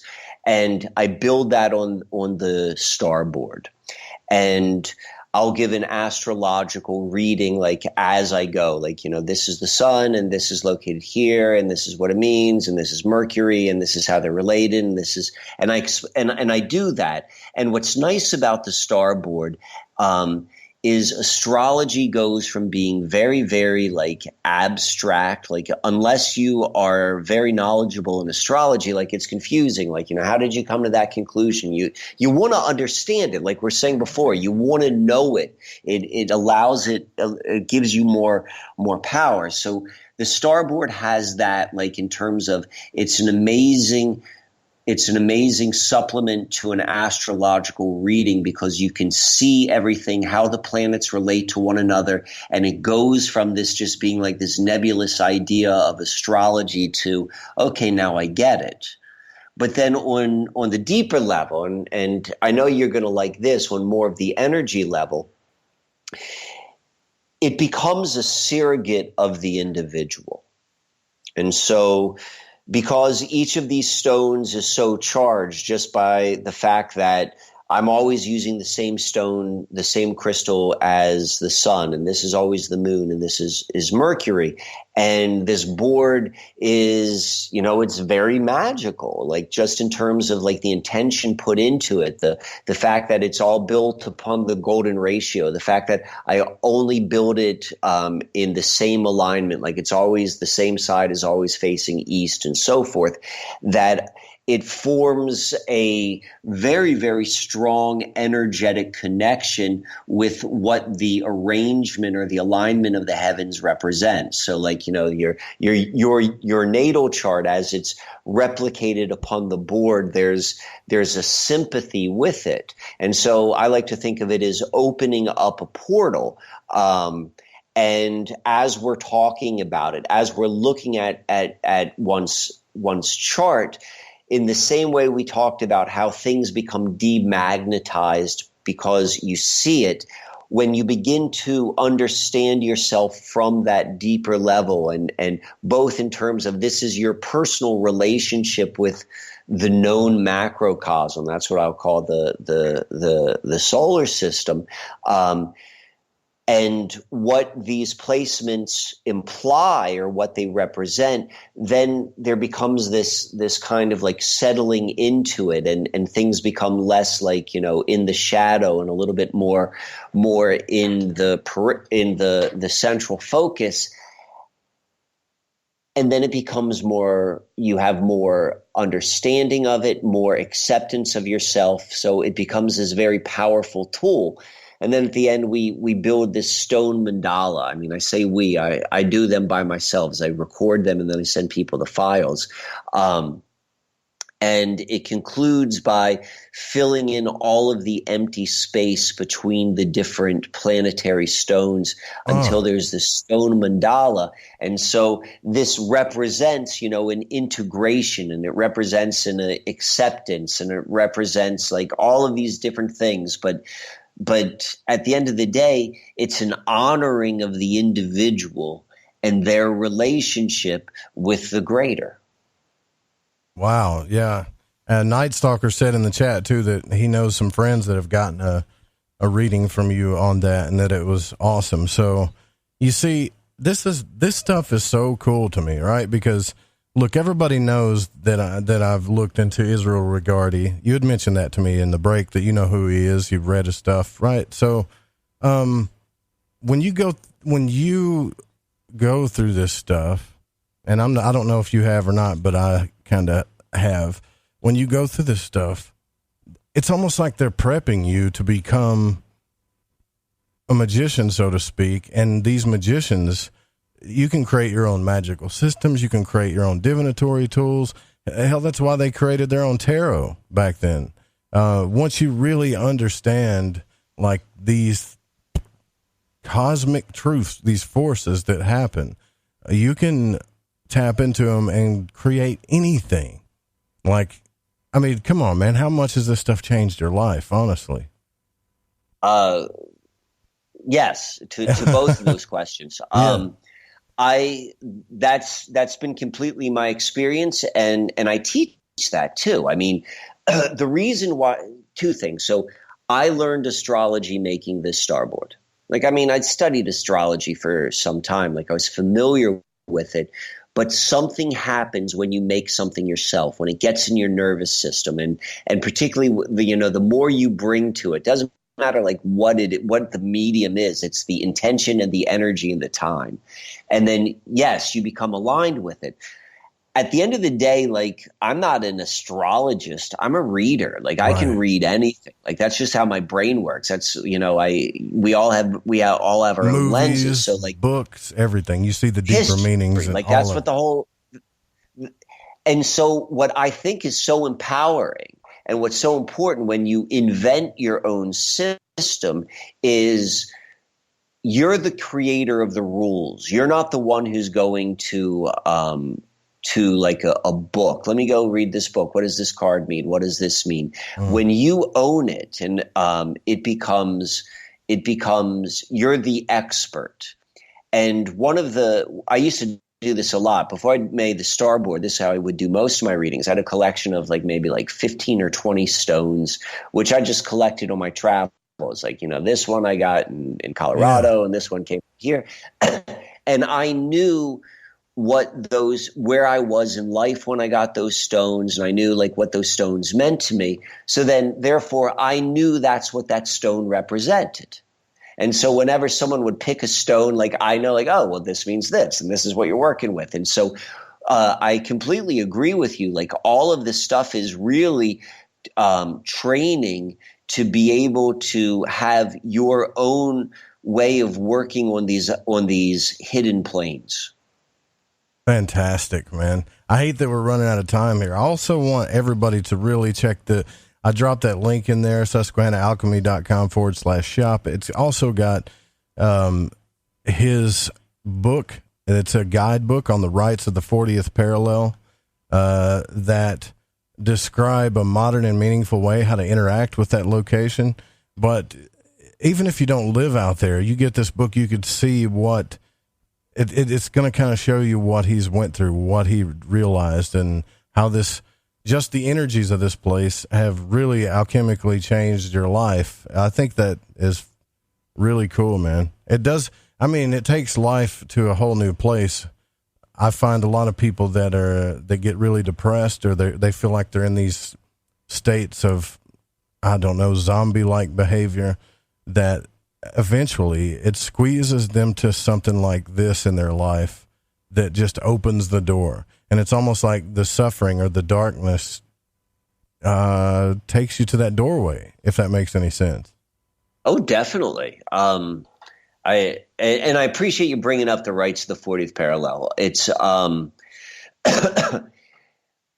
if you live anywhere in the Eastern Seaboard, this is a day's drive, and this is it's 4 different locations in the epicenter of which you can access, like parks or nature preserves, and then I break down what is there physically, and then what this symbolically represents, and then how you can tie that into whatever you're working with in life. I mean, it's basically the recipe for any type of ceremonial or ritualistic way of connecting with something outside of yourself. And I developed it. It was very visual. I made these maps, and what I wanted to do was to really tap into the energy of the area. So just by using active imagination, by reading this, I mean, it's not long. It's 20 pages, and it's and seeing this is what and looking at the pictures and seeing the maps, it connects you with the space. And then if you could physically go there, then you'll know exactly where to go and what to do. I remember taking a trip once to Sedona, and I was I got there, I was all right, what am I supposed to look at? And I was disappointed that there wasn't anything more firm. So that was my motivation for creating this, because I see this area as a place where people come to visit. And this is happening like on many levels. It's completely coming to life. There's so much like growth happening in this location. And it's so close to such a large population center that it's, you know, whether it's next year, like in 10 years, I don't know, but you know, I can see this happening. And so that's why I created it. But it's not limited to just those who can come to the location. Gotcha. Micael, we've got to get out of here, man. Can you please, by all means, tell everybody where they can find you on the web, the website, your social media, everything? Well, so definitely go to follow me on or subscribe or whatever the word is for Instagram, Susquehanna Alchemy. That's where I'm most active, and I think I put some pretty cool stuff out there. I'm good with the visuals, so that's a good place to go. If you're interested in a starboard, like that's a really fantastic experience, and I do these for people all over the planet. You give me the information, I create the files, and then I mail it to you on a flash drive. You can order that or at susquehannaalchemy.com. And that is that's where you can find that. You could also find the rights of the 40th parallel. Anyway, if this work, which I'm describing resonates with you and you wish to support me, those are probably the best ways, and you know, you get something really good out of it as well. So fantastic. I appreciate the audience attention. I appreciate, Joe, you having me on. This was a lot of fun, and you know, any other time you want to invite me out, I'm always happy to come. I like talking about the stuff which is happening, like, you know, current events, so we can talk about that stuff as well, and just put all of where life into like some context, because you're right. It's like we need context to really get meaning. Absolutely. And you're so right. And definitely we are going to have you back on. I can tell you that for a fact, because I know the audience wants it. And we got to roll out of here. We're rolling out here late, so I'm going to say this really quick. Please don't copy this show without written permission. And music was by Chronox at chronoxofficial.com. Guitar by Bundy. Micael Wann was our guest tonight. SusquehannaAlchemy.com. Go check it out. Big shout out to Pacho, Don, Lady Ann, Dennis, Eric Markham. Anybody that I forgot, I apologize, but we got to roll out of here. You guys have a great night. Good night. See you tomorrow night.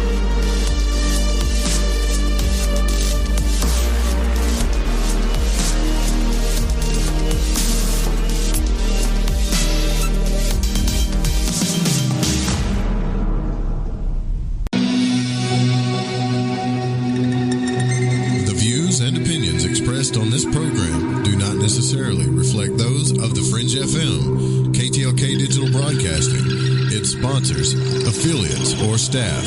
Listener discretion is advised.